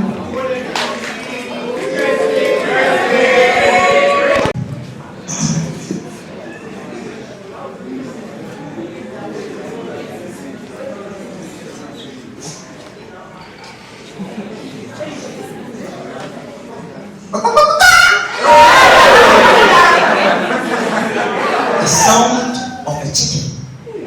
A chicken, as Rakesh Toto looked into the eye of Peter Subramani, a typical Indian drama. She had been falling for 3 episodes straight. No one knows when she will hit the ground. But all that single episode that continued to play, Rakesh looked in the eyes of Subramani Toto and said, it was so beautiful. But if I was to ask any single individual here who watches Indian drama, who watches Kum Kum Bhagya, a lot of people would not want to say it. I see some young people raising their hands. A lot of people would not want to say it. And it's because actually those series are really dumb. And I think the reason why they are dumb is because they are quite predictable. I mean, you know exactly what's going to happen. Poor Indian guy meets rich Indian girl, and what happens is that they fall in love, and everything happens like beautifully, happily ever after, Cinderella type of story. They die eventually, but it's a beautiful death. We all don't want to admit, but somehow we find some sort of enjoyability in those weird moments. And I think the reason is because it's very predictable. We all come to the concession that life is really predictable, and we don't really want to engage in it because that predictability is usually something that does not make us happy. It reminds me of my first contest was RP Baffour, and I knew very well that the reality of life was there were a lot of people that were honestly better than me. I was literally not close when it came to public speaking. When I gave my first public speech, it was about Bruce Wayne. The main character. It was really weird, and people were desperate. But I knew I wouldn't do well, and I still kept moving. When I did the debate part, I thought, oh, Henaku will break first. Henaku didn't break first. Henaku didn't break second. Henaku didn't break third. Henaku didn't break fourth, fifth, sixth, seventh, eighth, ninth. It was terrible. But that's life. I knew this is what was going to happen. I knew there were people that were going to be better than me. But because I could not come to the concession of how predictable life is, I threw it away and I decided to look up to unrealistic dreams. A perfect grade, a perfect speech every single time. But there were times I had to talk about wet things. There were times I had to talk about water. Shit. And here I am today, speaking about cocks and Indian drama. But that's the reality. Life is predictable. And the predictability is that you're most likely going to lose a lot of times. So you don't really have to phased, or you don't really have to be worried, because you have to come to that concession that it is going to happen consistently. It is just about you being able to emerge out of these things. Because you die, honestly. And probably your story might turn out like Toto and Rakish. You would never know. But for that to actually happen, you must know that life is really, really predictable. You just have to come to that concession that it is, and live life in that particular moment. Be like me, be like Rakish, be like Toto, and as the cock crows, believe in yourself, because you've got this. Thank you.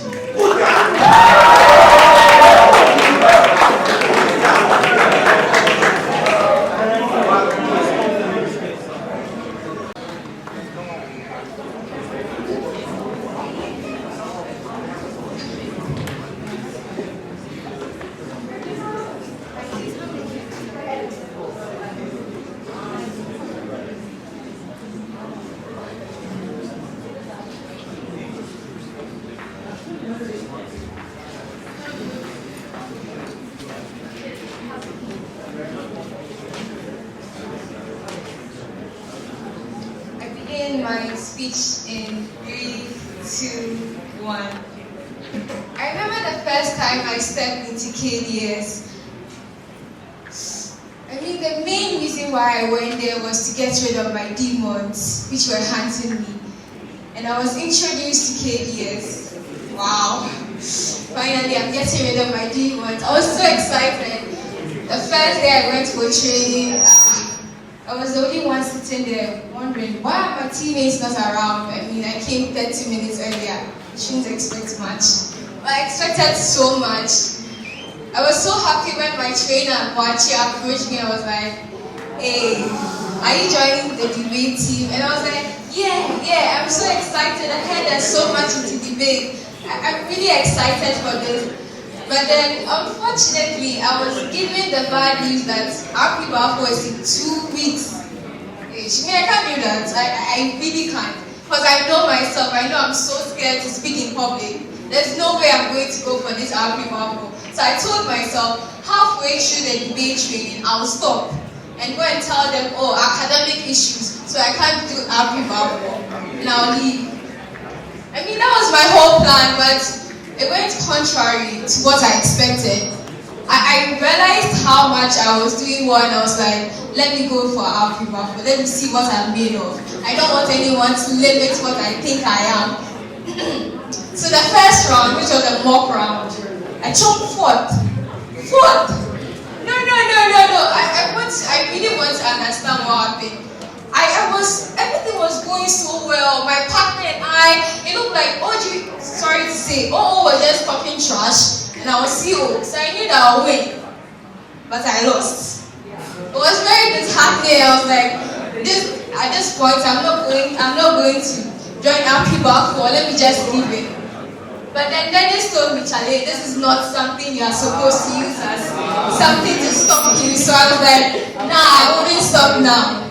The first round we were first. My partner and I were first because, of course, it's us. Can't really expect much. Then the second round, we were fourth again. At this point, I think the chair was Martin or something. I wanted to fight with him, like, giddy. But they count me down and made me see that. I mean, the fact that we were fourth doesn't mean you can't be first again. Am I right? I was first again the next round. I mean, you can't really expect less from my team and I. We were first again. The next round, we were third. And at a point, I don't know, I was losing hope. I was really losing hope because it looked like we were not going to break. And we didn't break. I felt very, very sad.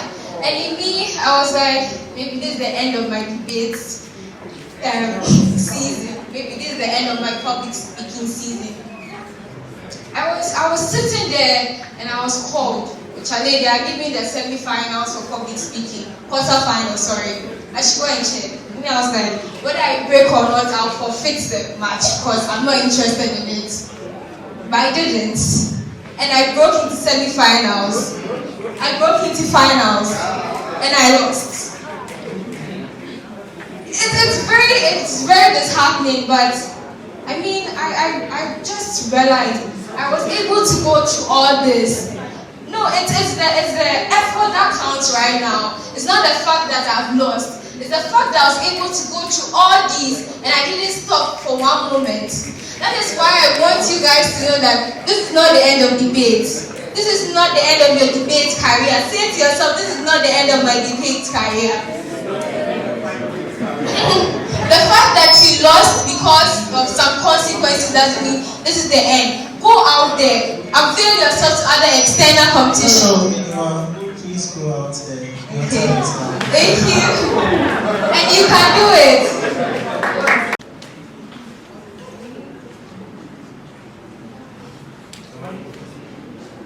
Hello? Can you hear me without the microphone? You prefer the microphone. Let's do something a bit official. Okay. Like, from gestures, I will go away from there. Okay. So, imagine I dressed beautifully this way, not to qualify for the finals. Yeah. But fortunately, I'm here. Imagine the feeling of being the brilliant student, the head boy, the school prefect, the guy, all to come to KNUST and realize that was just a lie. You are the boy at the back, the last boy, the boy that is not recognized again because you've come to meet intellectuals, you've come to meet people from different backgrounds. I remember when my mom used to tell me that no matter the size of my bracelet, I would meet people that would only fit as a ring. Meaning, no matter how big or no matter how knowledgeable you are, you will meet people that are better than you. And you will meet people who are better than you. We are all from different backgrounds and homes, and we try to emulate people. Let me tell you a little bit story about my journey at the KNUST Debate Society, that is RP Baffour. Well, I've always resisted competitions because I hate to lose. I hate to fail. I hate to lose to play. But here I am, still standing. Let me give you a brief story. So, I came to KNUST. They introduced KDS to me. I told them, no, this is a competition. I can't. I won't. But one day, Gashon did the magic. He introduced me to the society. And then, I started with the training. The day for the competition, round 0, I went there. Go. I won. Yes, round 0, I won. Round 1. Oh, come on. 3 points. Round 2. Let's go. Round 3. 4th. Oh my God. What is this? I moved from the second person on the top to the 11th person. Oh, what is happening, God? I couldn't sleep. I came back. I rose up. Even though I fell flat on my face, I rose up. I told myself, no, this is not the end. I went in. Round 4, 5, 6. Breaking results. Oh God. You broke. Wow. God, yes, I'm making it to the finals. Quarterfinals. Out. I lost. But that didn't mean that was the end. The fact that I lost didn't mean that was the end of my career. Doesn't mean I was done. There are a lot of people here that didn't also get to the quarterfinals, that didn't make it. But the fact that you fall flat on your face doesn't mean that's the end of you. Rise up, bounce back standing, like I am standing right now. I didn't win, but that didn't mean it is the end of my life. I rose up and I know I'm giving my best the next time, and then I'm surely going to win. If today is not for me, that doesn't mean tomorrow is not for me. I am encouraging you all to fight back, get back on your feet. Therefore, is it the end of you? The fact that you didn't win RP Baffour doesn't mean it's the end. You definitely wouldn't win RP Baffour, but go for walls. You can take Salim as an example. So, the fact that she didn't win RP Baffour doesn't mean it's the end. So I encourage each and every one of you to get back on your feet and fight hard. And then I'll see you guys in the World Debating Champion. With that, thank you very much.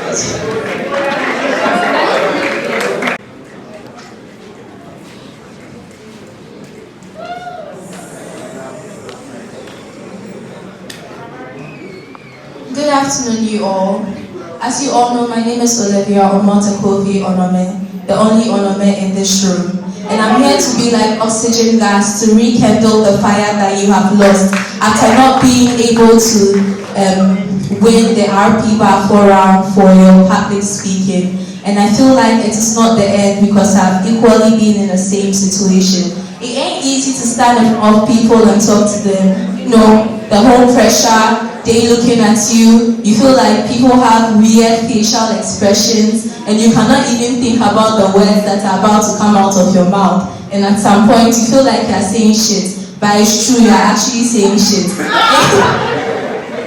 You do not know how you kind of broke through the rounds and you ended up in finals and then you are here to speak to them and you still didn't win. Now I'm here to tell you that the fact that you were able to break alone means you have potential, and having potential means that even though you did not win the RP Baffour as the best public speaker, you have the ability to win other competitions that you'd be given opportunity to do, right? Because you are now in the debate society and there will be more competitions ahead of you. So do not despise your small beginnings, but be looking forward to the best things that will be happening to you, because there are lots of theories that can back what I am saying, which I would not like to go through right now, because people think I'm some Brilla girl, and it is not true. I'm just there, some weird average student trying to encourage the people here to work hard and continue to be the best. You get it? Right. So I'm going to take you through my journey in RP Baffour and how I ended up not winning public speaking, right? So as I started, a young lad like me, first year student, wanting to join the KDS, I began training with a guy called Martin Aboga, quite a funny man. He said a lot of things that made me laugh during my training sessions. I continued with one tall guy too, and another guy, I kind of don't remember right now. They took me through a lot of wonderful trainings, and we began RP Baffour. My first round was a prepared speech, which I prepared the day I was to give the round. It was a very weird speech because I intended to kill everybody in the room, and the judges were just looking at me. Yo girl, calm down. I've not done anything to your father, because I told them I was going to kill them if I got the opportunity again. Funny enough, I was able to get to the next round. The next round had me to, they gave me a particular sentence and asked me to talk about it. Do you know what it was? They told me I'm ready to brag about it and ready to tie the knot. Me where I never fall in love before, where I no see man. They told me say make I write love speech. I came to stand there, I said what I could, I bragged about a few things, and yeah, I went through. Third round came, and they gave me a weird picture. I don't even know what it meant, but they expected me to like give a speech on this picture, right? That one too, I don't even know what I did talk, I still talked. And then they came to give the breakout and they were like, yo, you broke. I was like, bro, I broke? After all the shit I told you guys, okay, fine, that's chill. We were going through these rounds and everything. For me to come to finals thinking that since I've been in luck and I've been winning for a couple of times, then there's a possibility for me to win. But I ended up not winning. And I felt quite dejected, just like all of you here. But the truth of the matter is that I decided that even though I was not able to go through the public speaking and win, I was going to take debating seriously. And I became one of the greatest debaters you all are seeing right now. We need you to take the debate seriously. Let's go on the next person.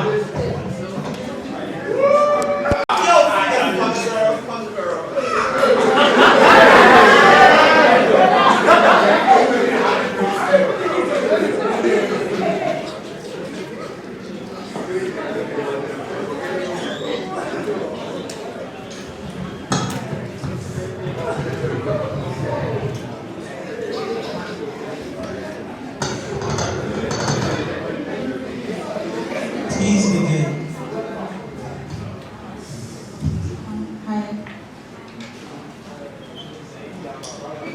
I've been where you guys are right now.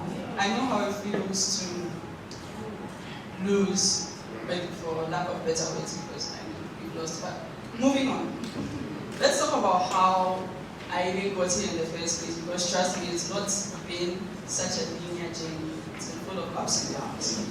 The first time I heard about debates, it was from a friend of a friend. She was judging and she just seemed so confident and so like outspoken. I really wish I could be like her. I asked her what she was doing. Oh, I'm judging a tournament. We have a debate, like, oh yeah, you should join. So I did. I went to the first general meeting. I was late. So that actually didn't want to make me join anymore, because the probability of me having to walk in when everyone is already settled, I was sweaty, I was just a mess, but I decided to go on for whatever reason. I got in, they introduced the debate, how the debate is supposed to go, blah, blah, blah, blah, blah. We got assigned to our halls and we had to have our first team meeting. I remember the very first thing we were supposed to do was give introductions. I had to stand in front of 15 people that I had never seen in my life, much less interacted with. I had to talk about myself and I was shaking, literally shaking. I was a shaking mess. I'm still shaking, but this time it's from the AC, not because of the virus. I had to talk about myself and I couldn't talk about anything. I ended up talking about cats and Adolf Hitler, which is a very weird correlation, but yeah, that happened. So we got on with training eventually, and we had to do our first speaking rounds, which I lost, yeah. Abysmally, I was fought like flat, I was just flat last. And I hate losing, I really hate losing. So me losing was like the worst thing that could happen to me. I was like, okay, bye. It was nice to meet all of you guys, this is where I end, blah, blah, blah, blah. And our trainers managed somehow to make me overlook the fact that I had lost, even though I didn't forget, but I just overlooked that and kept going on. It was hard. Think about how far you've come, sacrificing all your nights for training. I'm an extremely lazy person. Having to sacrifice my nights for training 2 nights a week. Think about all the sacrifices that you have made to get this far. It's not been easy. Even the fact that you have qualified, some of you have qualified for quarters and semis. Even those who didn't qualify, you put in your effort, you put in your best. You are still here, you didn't give up. You know, that counts for something. And debate is more than winning trophies. I know how it sounds, because when someone told me debate is more than winning trophies, I was like, wait, what the fuck are you talking about? If I'm not here to win, then what am I here to do? But the thing is, you're not here to win. You're here to develop yourself, and that in itself is a win, because trust me, some of you, I was here when you started, and the progress you guys have made is amazing. You should be really proud of yourself. You should be proud of the win that you have made. Even if it's not a trophy, you should be proud that you have come this far. You are not shaking anymore.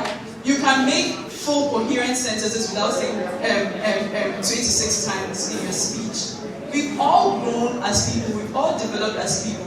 And in that way, I believe we are all winners. And we should all be proud of ourselves, because even if we do not win the championship, there are more things to win. And even if you don't win, you don't need a championship to feel validated. The work that you've put in, the progress that you've made as a person is enough of a win to make sure that you keep putting in your effort. So please, you can lament about the fact that you know, but please don't give up. Don't leave this great community and this great family that you come to put yourself in. Let's do this together, and let's do this for each other.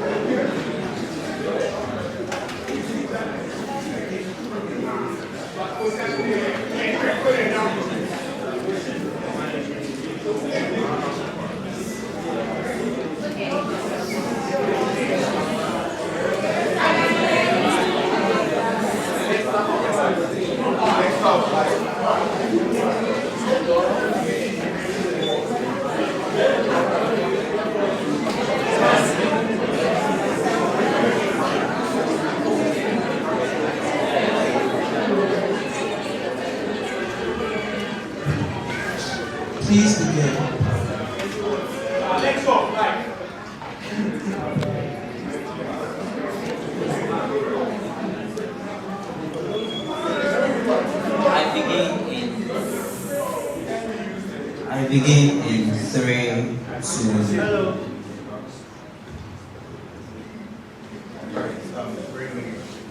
3, 2, 1.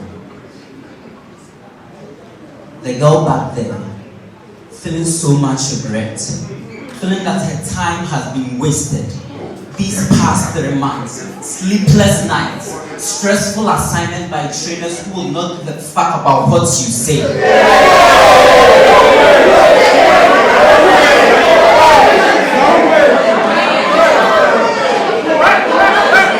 These trainers need little to no care how low your CWA falls. I just want you to come and debate. That boy who I just saw, tears falling slowly from his eyes. He told his Mom, I joined the debate team and I'm going to make you proud. Yet, he failed.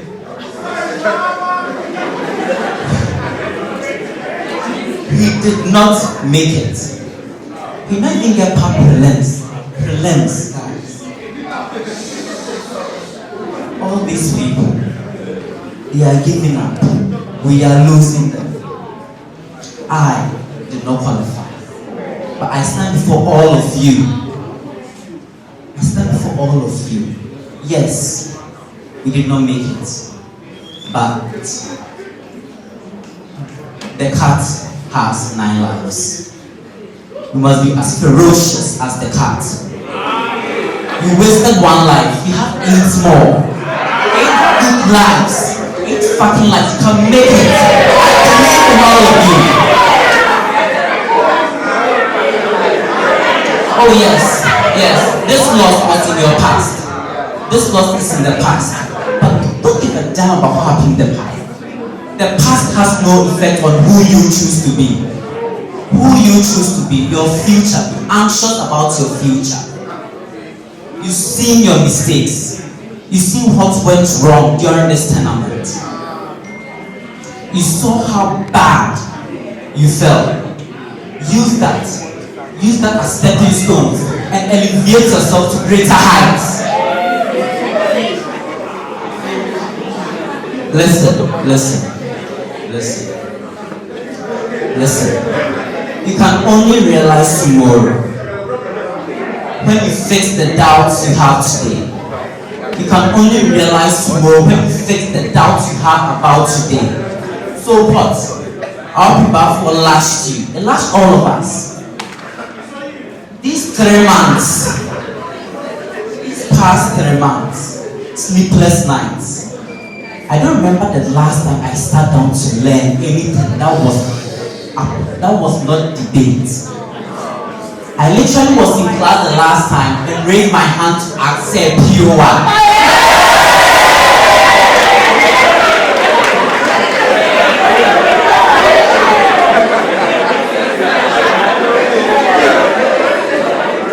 I asked POI.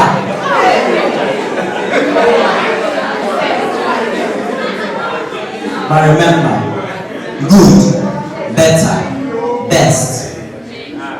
Never let it rest. Make your good better until your better is the best.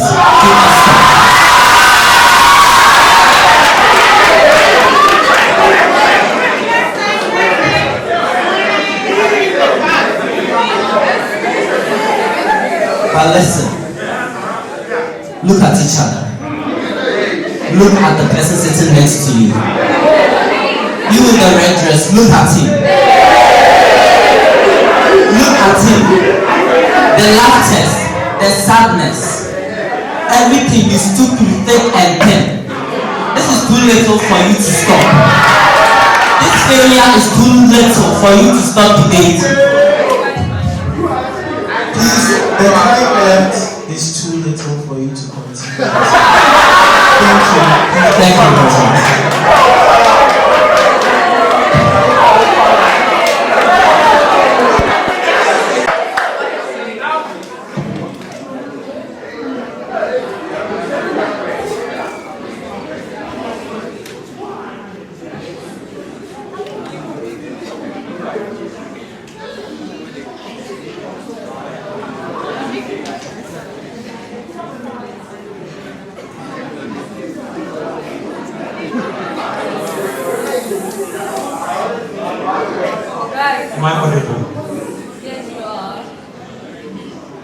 begin my speech.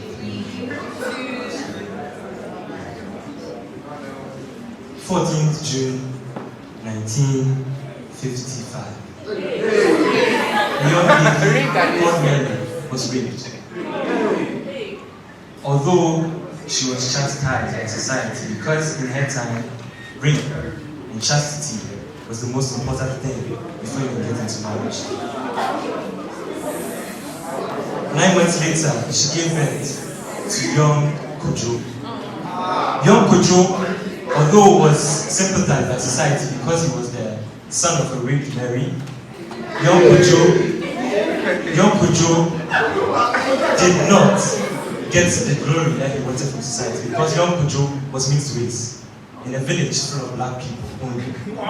Young Kojo was then chastised by society. Young Kojo did not get any friends. All young Kojo had was his mother. 30 years later, on 14th June 1990, young Kojo met Agnes. Young Kojo met Agnes, and although young Kojo was chastised by society because he was mixed race, Agnes did not care. Young Kojo fell in love with Agnes. 5 years later, 14th June 1995, they got married. Kojo married Agnes. Although their marriage was peaceful, there was one problem. They did not have a child. They could not give birth. Then, one fateful night, in 2004, Agnes received a message, or Agnes started to cough, thinking it was just a normal disease. They sent her to the hospital. The doctor then told Agnes she is pregnant. Agnes, being pregnant, on 14th June 2005, Agnes gave birth to a young black boy from a marriage that was considered to be unfruitful. However, the child could not speak. This was a very big problem. The child could not speak. Yes. However, on 14th June 2010, the miracle boy began to speak. Miracle to society. The miracle boy from an impotent marriage began to speak. Then, 18 years later, and 13 years later, the miracle boy was put on the podium after coming to KNUST to speak, representing Kwasi for public speaking. The miracle boy lost. Although he was a miracle boy, he lost because not everything is a miracle. He did not even break quarterfinals, the miracle boy, but he did not lose hope. The miracle boy did not lose hope. So today, I stand before you as Elvis Owusu, the miracle boy, who had to wait for 5 years before he could say, Mom, the miracle boy. Today I stand before you to inspire you, and it is never over until it's over. There's always a second chance in life. Have faith, and you shall progress. Thank you.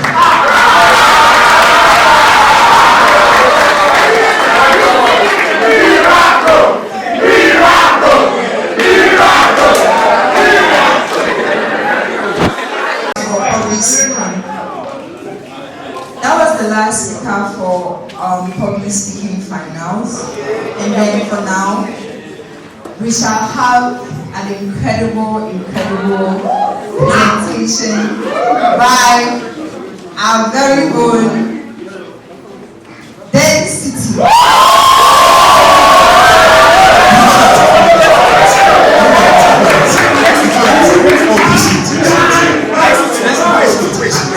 We believe Mr. Density deserves a more befitting introduction from the great man he is. So, myself and Jojo are here to speak to the glory that is Mr. Density. Because there was once a time I could not speak, but once I hear his words, I can open my mouth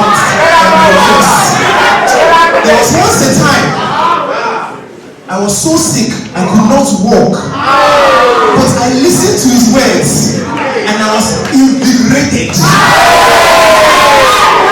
shall be more testimonies from Mr. Dovio. When I was young, food was a rumor. Scarcity was evidence of food in my life.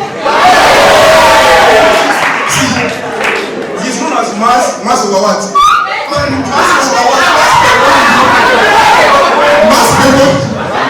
See, this is very important because I was born as a little boy. I could not speak for over a whole year since I was born. I could not speak, I could not move. All I did was shit in myself. And I needed a woman to change my nappies. I was so incapacitated. But year after year, I moved on. And at the tender age of 19, I heard the voice of a great man, Nathaniel Kuble, aka Density. So guys, join me, standing with a round of applause to acknowledge Density.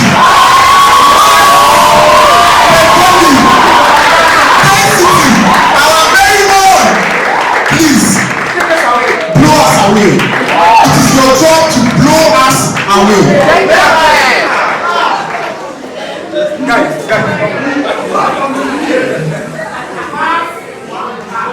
Thank you for the opportunity, Master Michael and Master Jojo. I'm humble.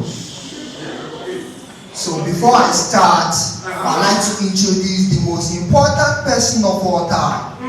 The Spirit, who is my source, causes me to have these resources. Your resources should come from the source. So value the Holy Spirit and make time with Him. After all, it's a person. Ladies and gentlemen, I'm Density.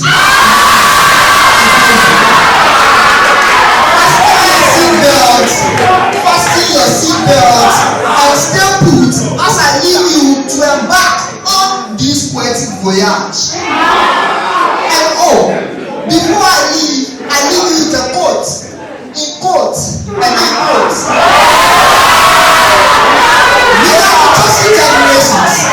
We are the chosen generations. Let's develop our very existence on this golden planet. Let's overcome these challenges and develop Africa. Ghana. Yesterday is a history. Tomorrow is a mystery. And today is a mystery. Today may become a history for tomorrow. Make a history, not a mystery.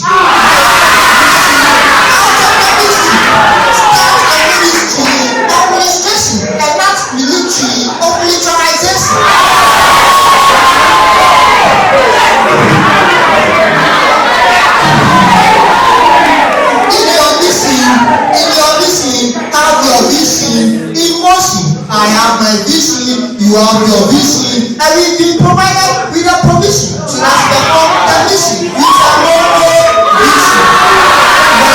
vision, and not two vision, and that is die vision. When there's a die vision, there's an opposition.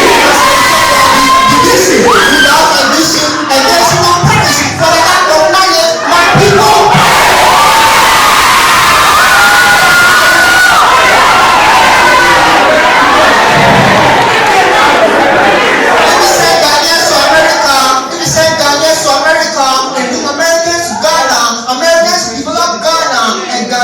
Destroy America. You see, the problem is not about the social, cultural, or economical environment that affect their life. The only way to edit your life is by renovating your mind. Ask that Malcolm X once said, the problem is not about the geographical location. The problem takes existence in the state of that man. If you cannot alter a person's mindset, you can't transform their life. The only way to edit your life is by renovating your mind.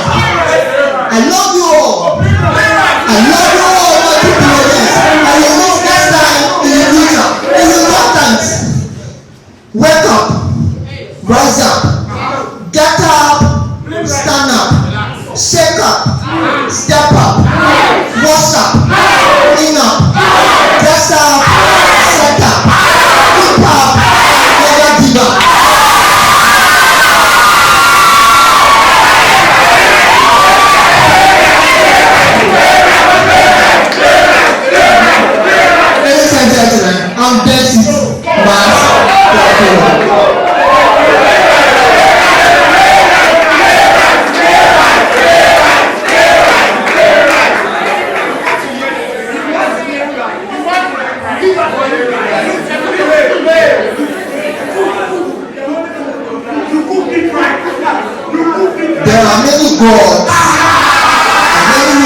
worship them.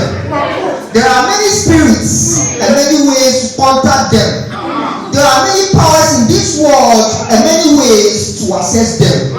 And you think it's cool to combine them.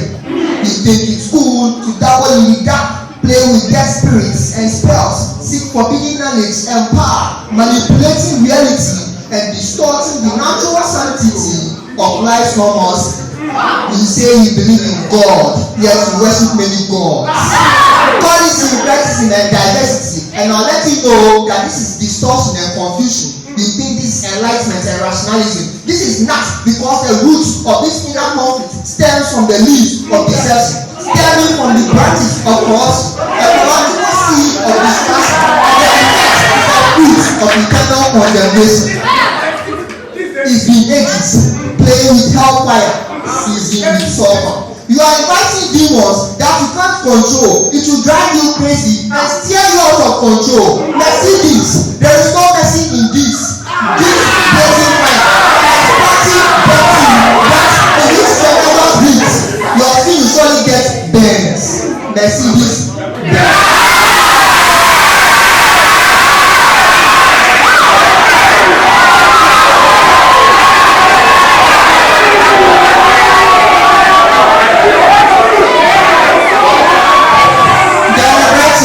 Sexually immoral, idolaters, swindlers, faithless, murderers, they are faking polytheism, spiritism, sorcery, necromancy, magic, the conjuring of dead spirits, and syncretism, the playing of different beliefs. How long will we continue to journey to the west and stop these monkey games? These are terrible, horrible, abominable, detestable practices that you condemn them. So man them, demand them, and bend them. The Bible warns us not to worship the creator rather than the creator, not to mix Christ with the antichrist. It's like forming an heterogeneous mixture of two invisible substances. The end product is suspension. The Bible advises us to love the things of the world and warns us not to love the things of the world. Don't be the passenger that fills the passage. Be the messenger that carries the message.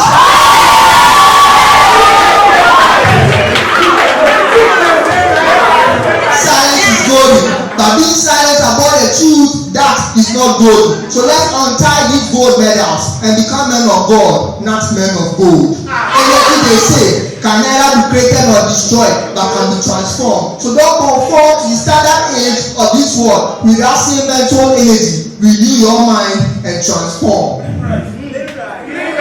Since inception, the only historic truth you have ever made in the divine Guinness Book of Records is pathological lies. So take these pathogenic lies with the acronym devil, demonic evil, violently incubus, and lawless. It is the darkness of evil. It is for less. Christ paid the borders at a great price, and the profit percent of this cost price was never a loss. Rather, it led to the genesis of the Christian movement, and the greatest potential power of great profit, which today has made us priceless.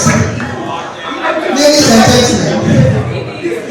and gentlemen, don't be fooled by politism. Succumb to his allurements, enslaved by the bondage of sin, and become ensnared by the handcuffs of mental shackles. Ladies and gentlemen, I'm density, mass, the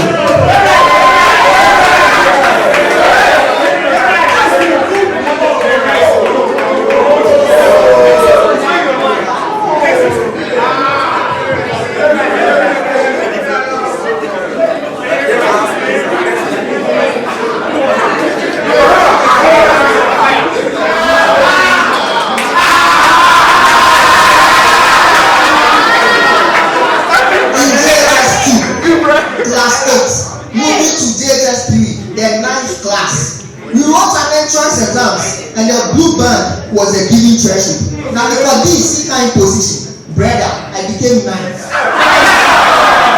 And all that Christ still made me fight.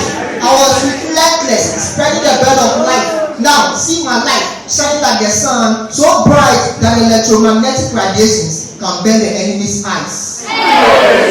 Come together. Let's know the Almighty empowering gardener. We use gardening tools, sharper like any double-edged sword, edit by cutting, trim the edges like with pruning shears for string, and shear the posts with joyful tears as we continue to work around the sound of the analog clock to tip-top the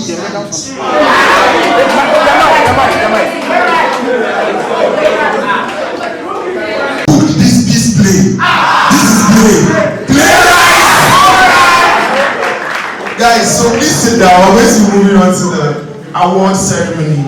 And we'll be inviting CAP for both debates and public speaking. So we begin. So, Bencho, Banaman, Genesis.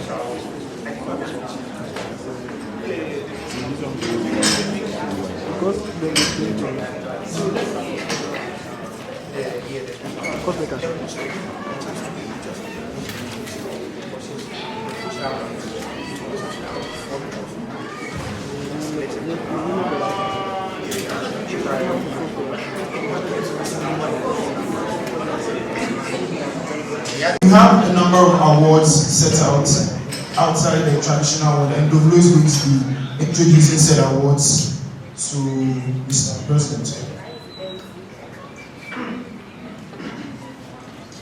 Hello everyone. In my opinion, this is almost like the best RP Baffour that we've seen. You can go for all you want, so it's true. You've never had the NCT Grace that tell me on the RP Baffour. Last year.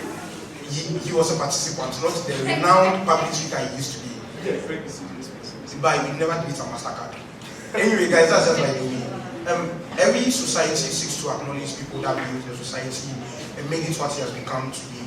KNUST Debate Society is one of the brightest sounding debate institutions in Africa and in the world. We've talked several accomplishments, such as winning the PADC 4 times. We've won the Ghana University Debate Championship 6 out of 9. And for even most of them weren't even there, would have probably won if we were there. And we are the only African institution to go to the WDC ESL finals 2 times. And we are the closest African institution that's ever been to the trophy. It didn't take one person, it took a whole village.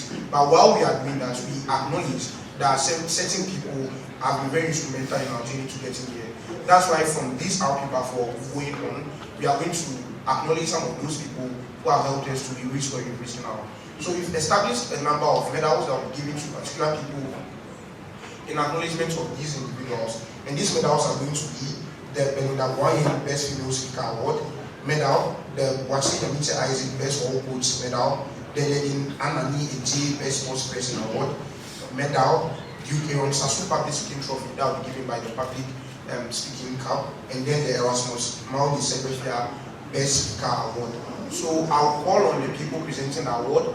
He would let you know who these people are and how they've contributed to us, and then they'll present the award to the deserving people. First person to present the award will be Bencho. Bencho will be presenting the Adwoa Best Female Speaker Award. Please let's have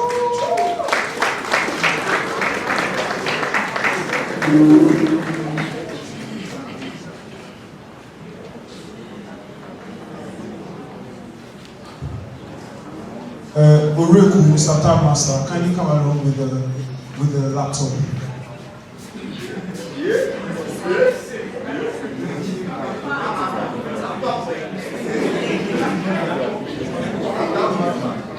Your shoes look very expensive.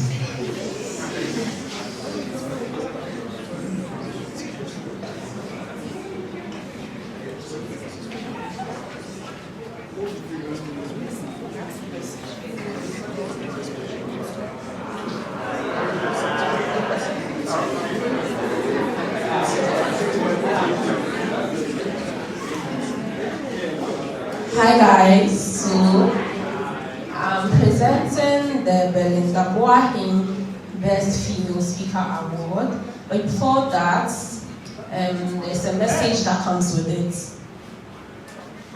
KDS has always tried to be at the upper echelon of intellectual conversations and a think tank for the university. The participation of females is at the fore of our goals. Adwoa, an alumnus of KBS, has been a trailblazer for females in debate. In an era of tough competitions and dominance of males in debating, Belinda rose to win the Best Speaker of GUDC, Best Speaker 3 times in a row. The Adwoa Trophy will be awarded to the Best Female Speaker of RP Baffour annually to help motivate females to dream big and know they can do more, no matter what place they are in. The winner of the Adwoa Best Female Speaker of RP Baffour 2024 is none other than the beautiful, eloquent, wonderful. Need I continue? Yeah, Asabia.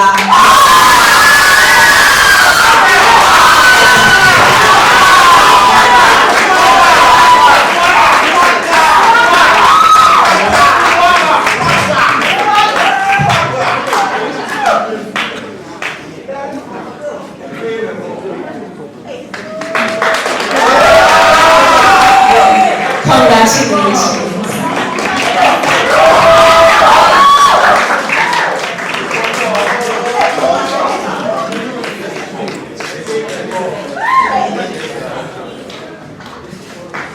I think it's equally worth mentioning that this is the first year that we are having more female speakers than male speakers in the finals.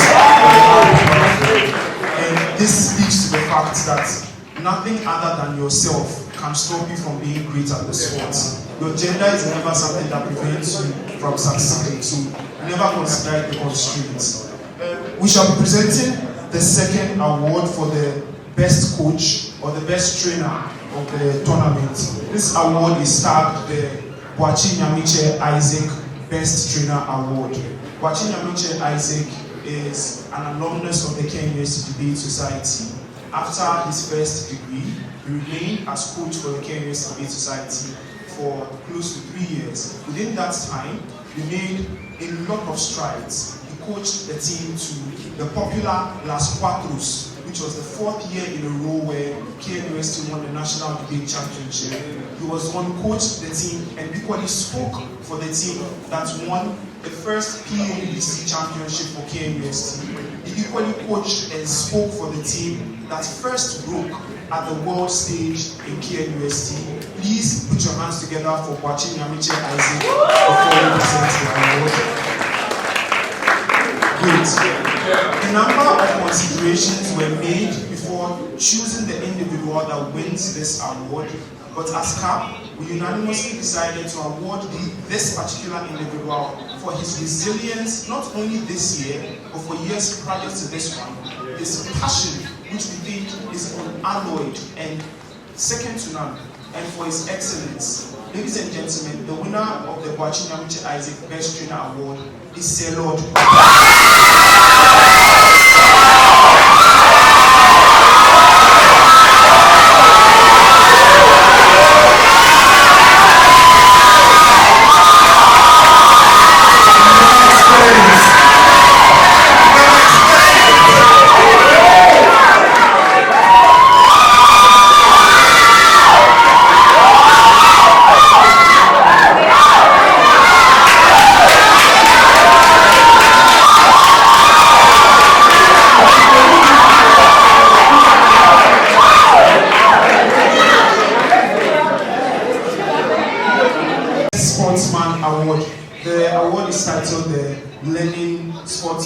Best Sportsman Award. Lenin is equally an alumnus of the Debate Society. He equally is one of the individuals who has brought us a lot of laurels. He won the Ghana Tertiary Debate Championship in his time. He equally is one of the individuals who consistently checks up on the Debate Society to find out what's going on and has shown massive interest in the progress and sustenance of the Debate Society. We believe that Lenin is an individual that typifies what it takes to be a gentleman and what it takes to be a sports person. As such, the person presenting that award would be another person who typifies this, Madame Miriam Enim.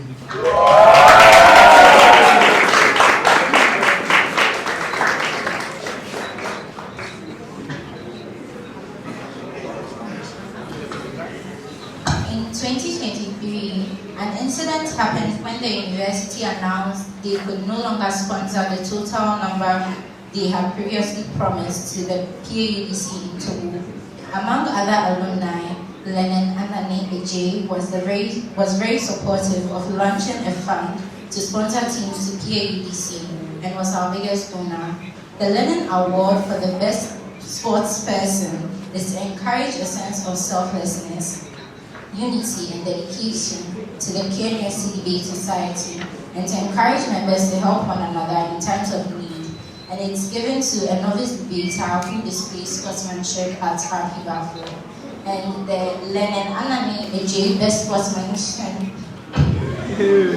Sportsperson Award goes to Shakir.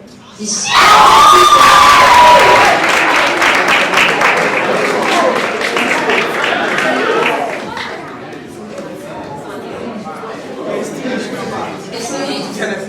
teammates can come first on his behalf.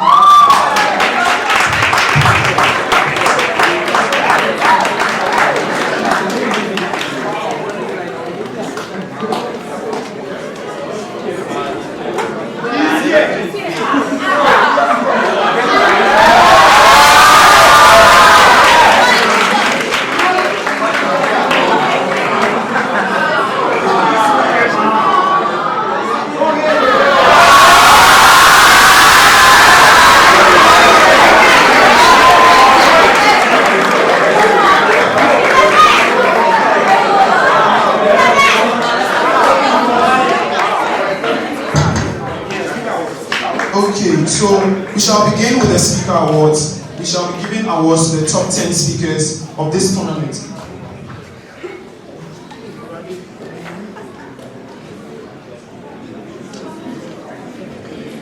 Presenting the medals for the 10th to 6th best speaker shall be our very own Belinda Nketia. Belinda Nketia is the PRO for the KNUST SRC.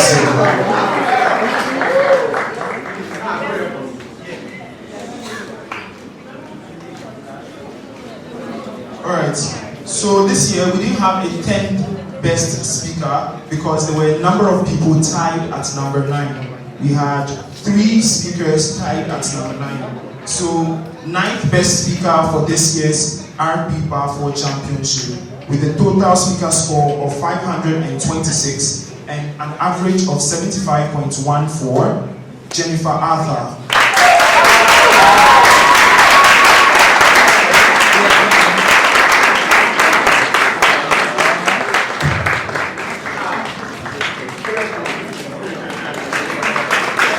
Also 9th best speaker with the same speaker total and the same speaker average, we have David Dompre.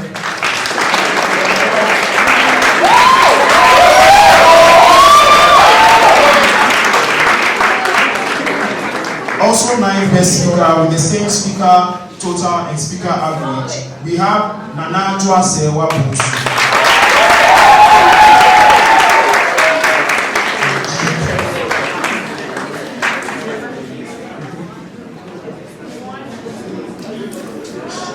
Okay, the 8th best speaker for this year is an individual with a total speaker score of 527, average of 75.29. We have Wesley Pa Jojo.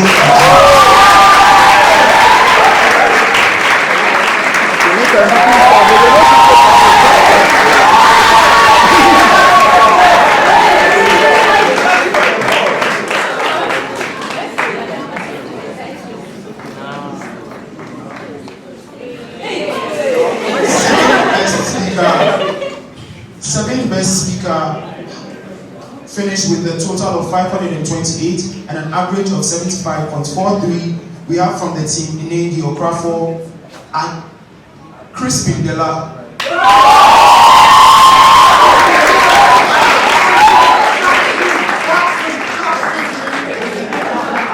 We have 2 individuals tied at 5th best speaker with a total speaker score of 529 and an average of 75.57. From the team Okri Oju, we have Bismarck Manford.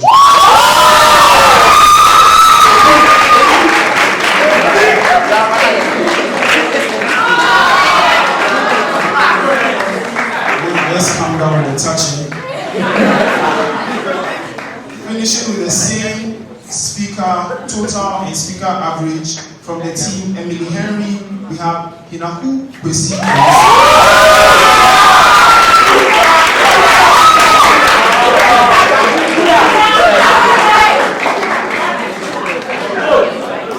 We have 3 individuals tied at second best speaker. So with a total speaker score of 530 and an average of 75.71, we have from the team Inendi Okrafo, Sani Hajar.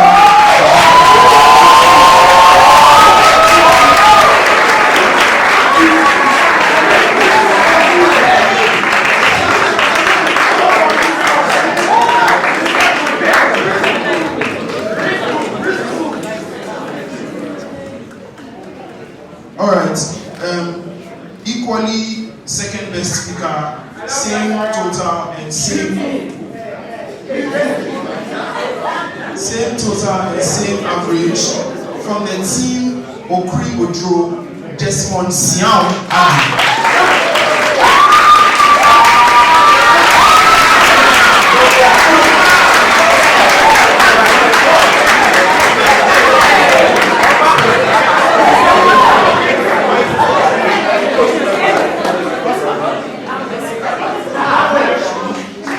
Also second best speaker with the same speaker total and same speaker average from the team K3 Akosombonia Techi, Roland.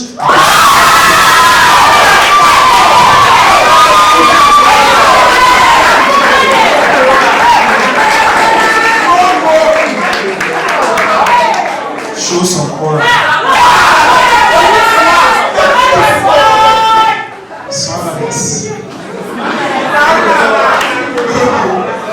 Before I announce the Best Speaker Award or the winner of the Best Speaker, that award is equally dedicated to someone.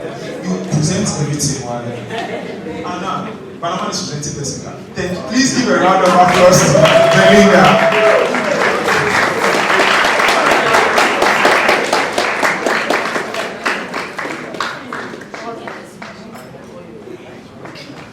Alright, so the next, the Best Speaker Award is equally named after an individual equally very great for the debate society, and Panama is going to be introducing the award and the person.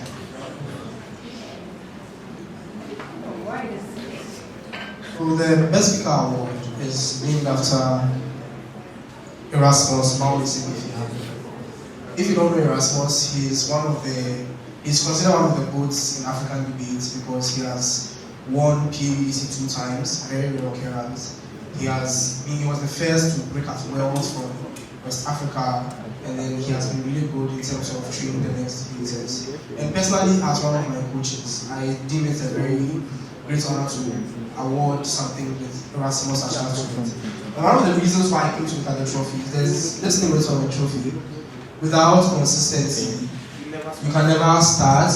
Without dedication, you can never finish. The reason why it is so important is because Erasmus joined debates and the heat was too much, so he stopped debating. He stopped debating and came to join debates in his final year, and is now considered one of the goats. So if you have a problem because you didn't get to the final, you didn't grade, and all those things, that's Erasmus' story for you. So I hope this award encourages that. So the best speaker for this tournament total is speaker score 531. And an average of 75.86. Somebody say swagger.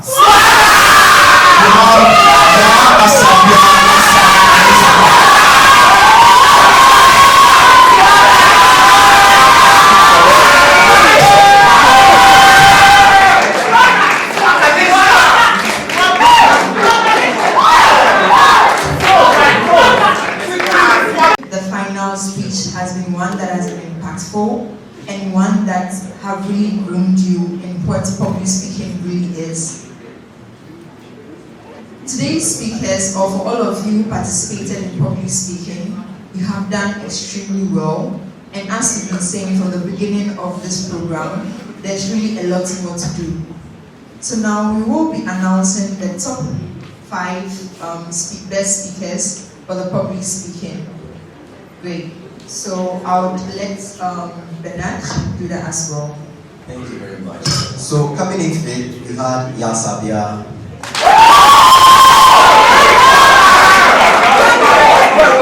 Presenting the fifth Best Public Speaker medal. Oh, once again, we are going to have Belinda Ketia. Sorry that you have to be working on that. Yes. Belinda Ketia. Yes. So please join us here, Yasabia.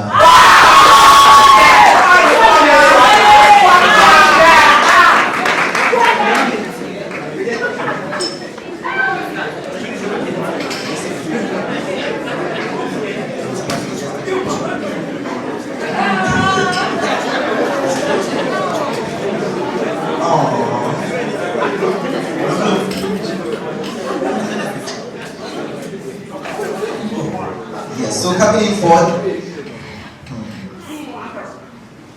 fourth, we have, oh yes, we are having Hajara.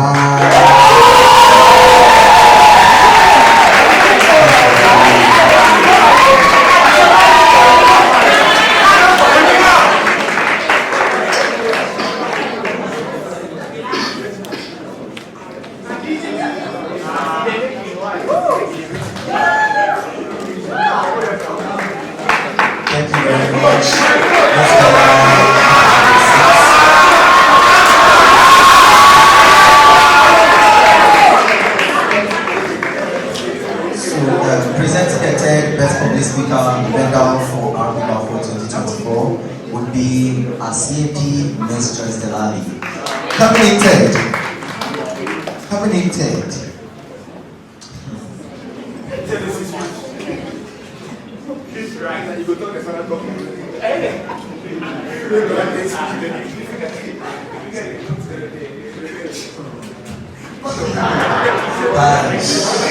Yes, so coming in third, we are having Emanuela Isel.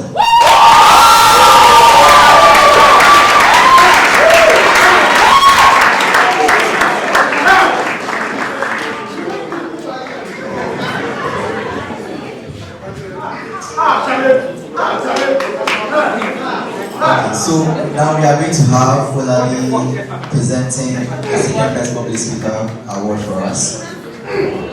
As if you had coming in second for public speaking. Coming in second, we are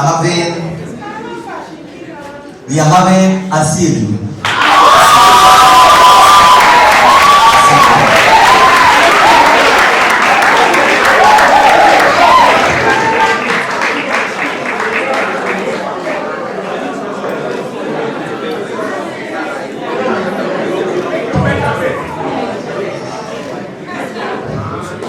Okay, so before we announce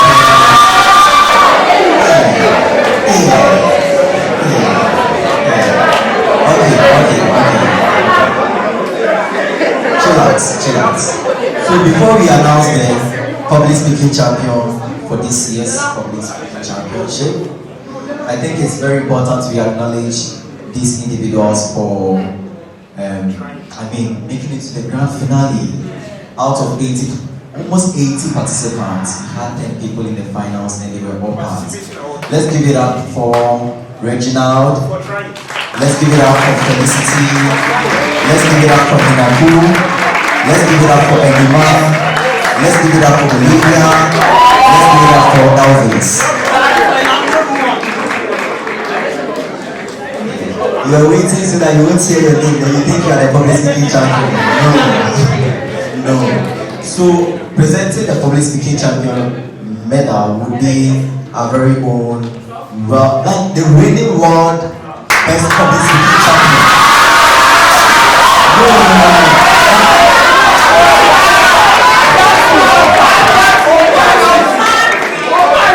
Guys, like I need the whole room, actually. I need the whole room. Yes. So you have.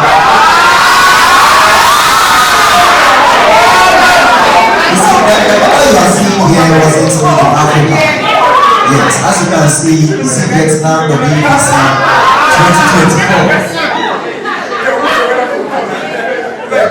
So you are now the best public speaker for us.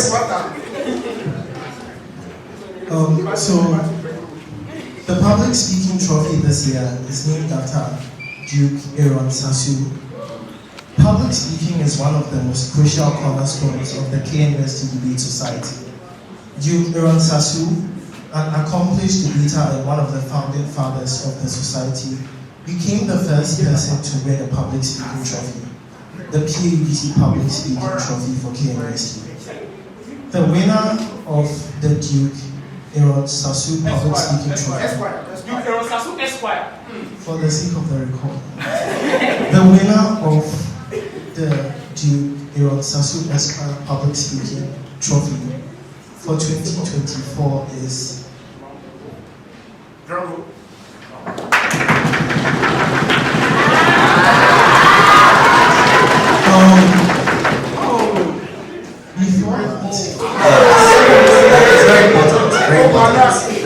Before that, actually, as chair of the final, I have an award to present, except that the champion is the champion, and so I'm someone who has never really valued my medals, because I always felt someone deserved it more. And so I didn't get to listen to the entire debate final. So I couldn't give my world speaker medal to any of those in the debate final. But I listened to the public speaking final, and one participant reminded me of my first year in debate. I think till date, no one else had a night in public speaking. I broke first, but did not win. I think this year we have the same situation. And so I gave my medal from World to Olivia Onome.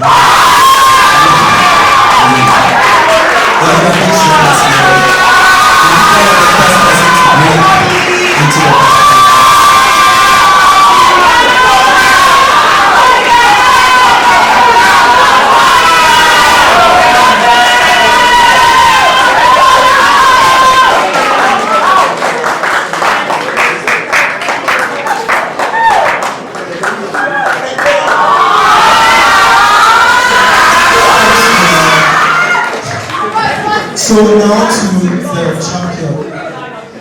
The champion for the Duke Sasu Esquire speaking is Henaku.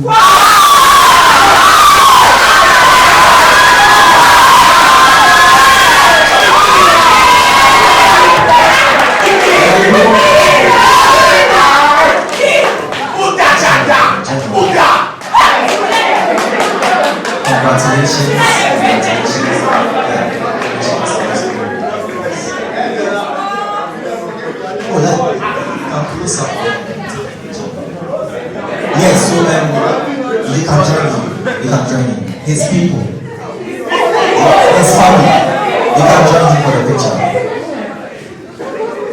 Oh yeah, we are one party.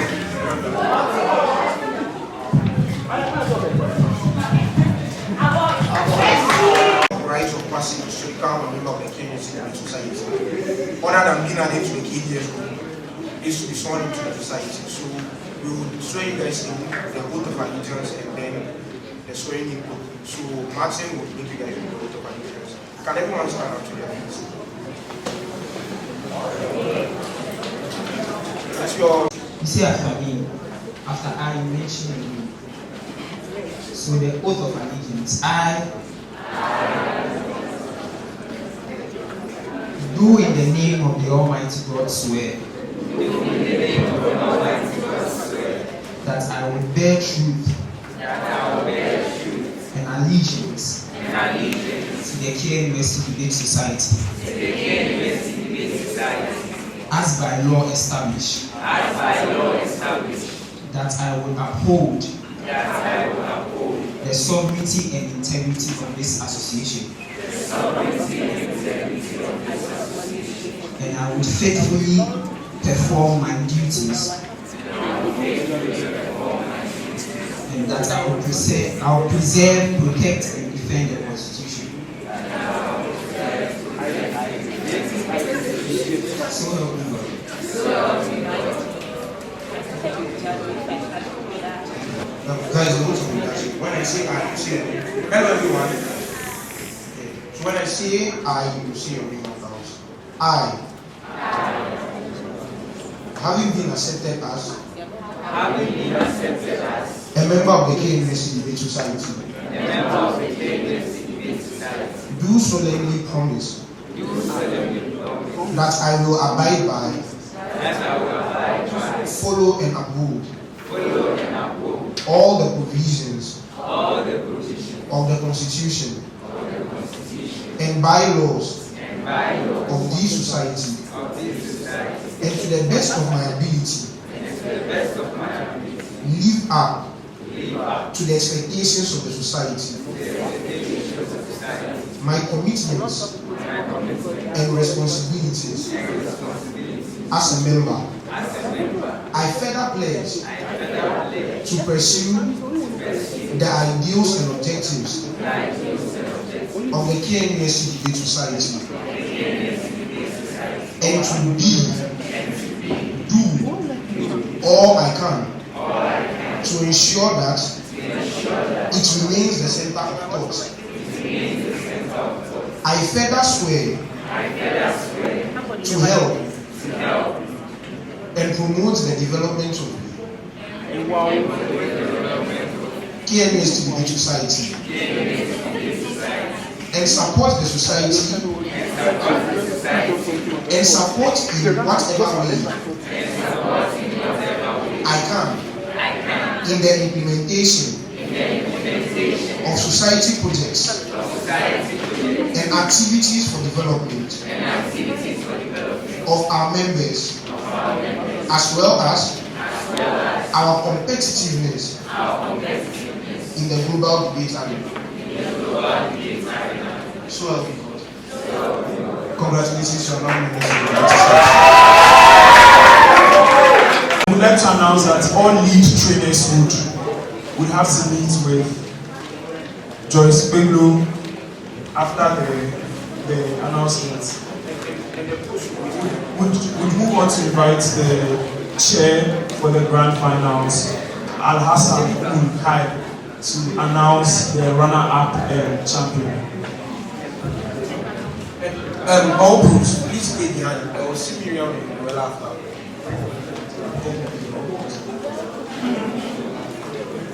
All people who were members of the society before today, please stay behind. Those who just swore to join the court, all the rest. When you go home, you tell your mother, I'm a courtist. I joined the court. They told me to swear me. I swear. I swore. I swore.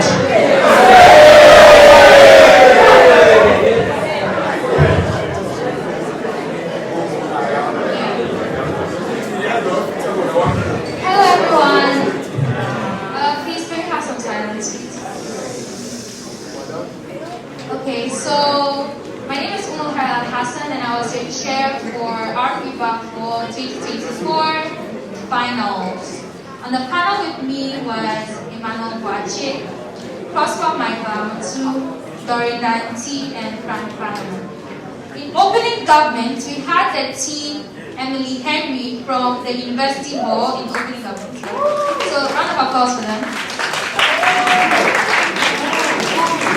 In opening opposition, we had the team Femi Osifisa from the Unity Hall. Round of applause for them. In closing government, we had the team Lee Bandele from also Unity Hall. And in closing opposition, we had Amu Joloto from Queen's Hall. So, first runner-up for the 12th ever edition of RP Baffour 2024 on a 4-1 split. We have the team from, runner-up, guys. We have the team from, can we have some drum roll?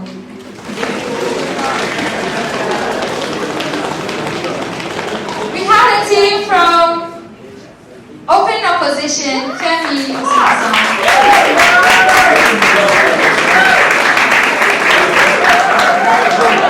Please clap for them. Clap for them. They did so well.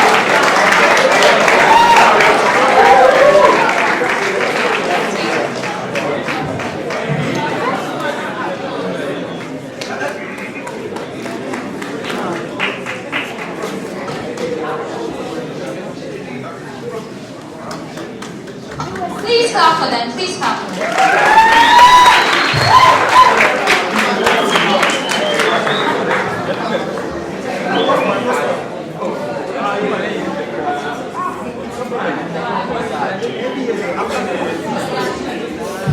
Okay, so the winners of the 12th edition of RP Baffour 2024 on a unanimous decision.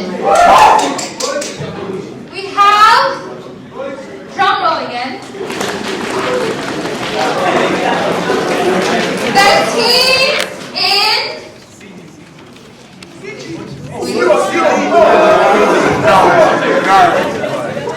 we have the team in closing opposition.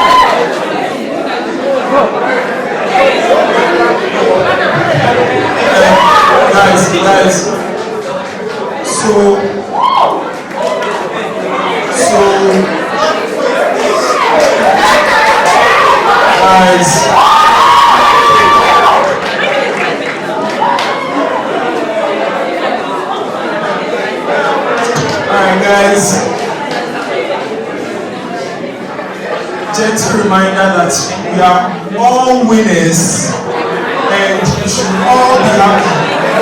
So, we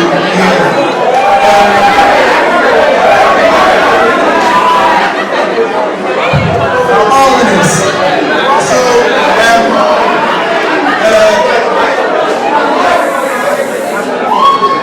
no man at the back. No man at the back of the African plate. Why? Okay. So, from myself as CAP, from from Venture, and from Panama, I'd like to thank you guys for a wonderful tournament. We're very, very privileged to be on CAP for you guys. We hope you guys consider this a stepping stone to enter into the debate society. And please make sure to interact with people ahead of you. You need to partner with a number of them, so stay in touch, interact, all the best. Peace out from CAP.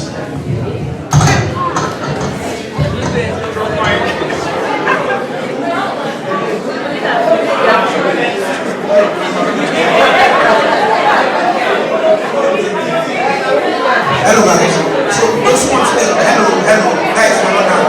Hello guys, we are not done. Hello guys, we are not done.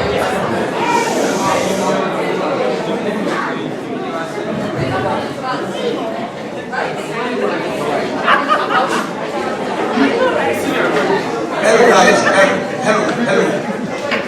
The lady in black, madam. You want to receive something? Guys, they are sharing snacks, so you have to stay there until you get yours.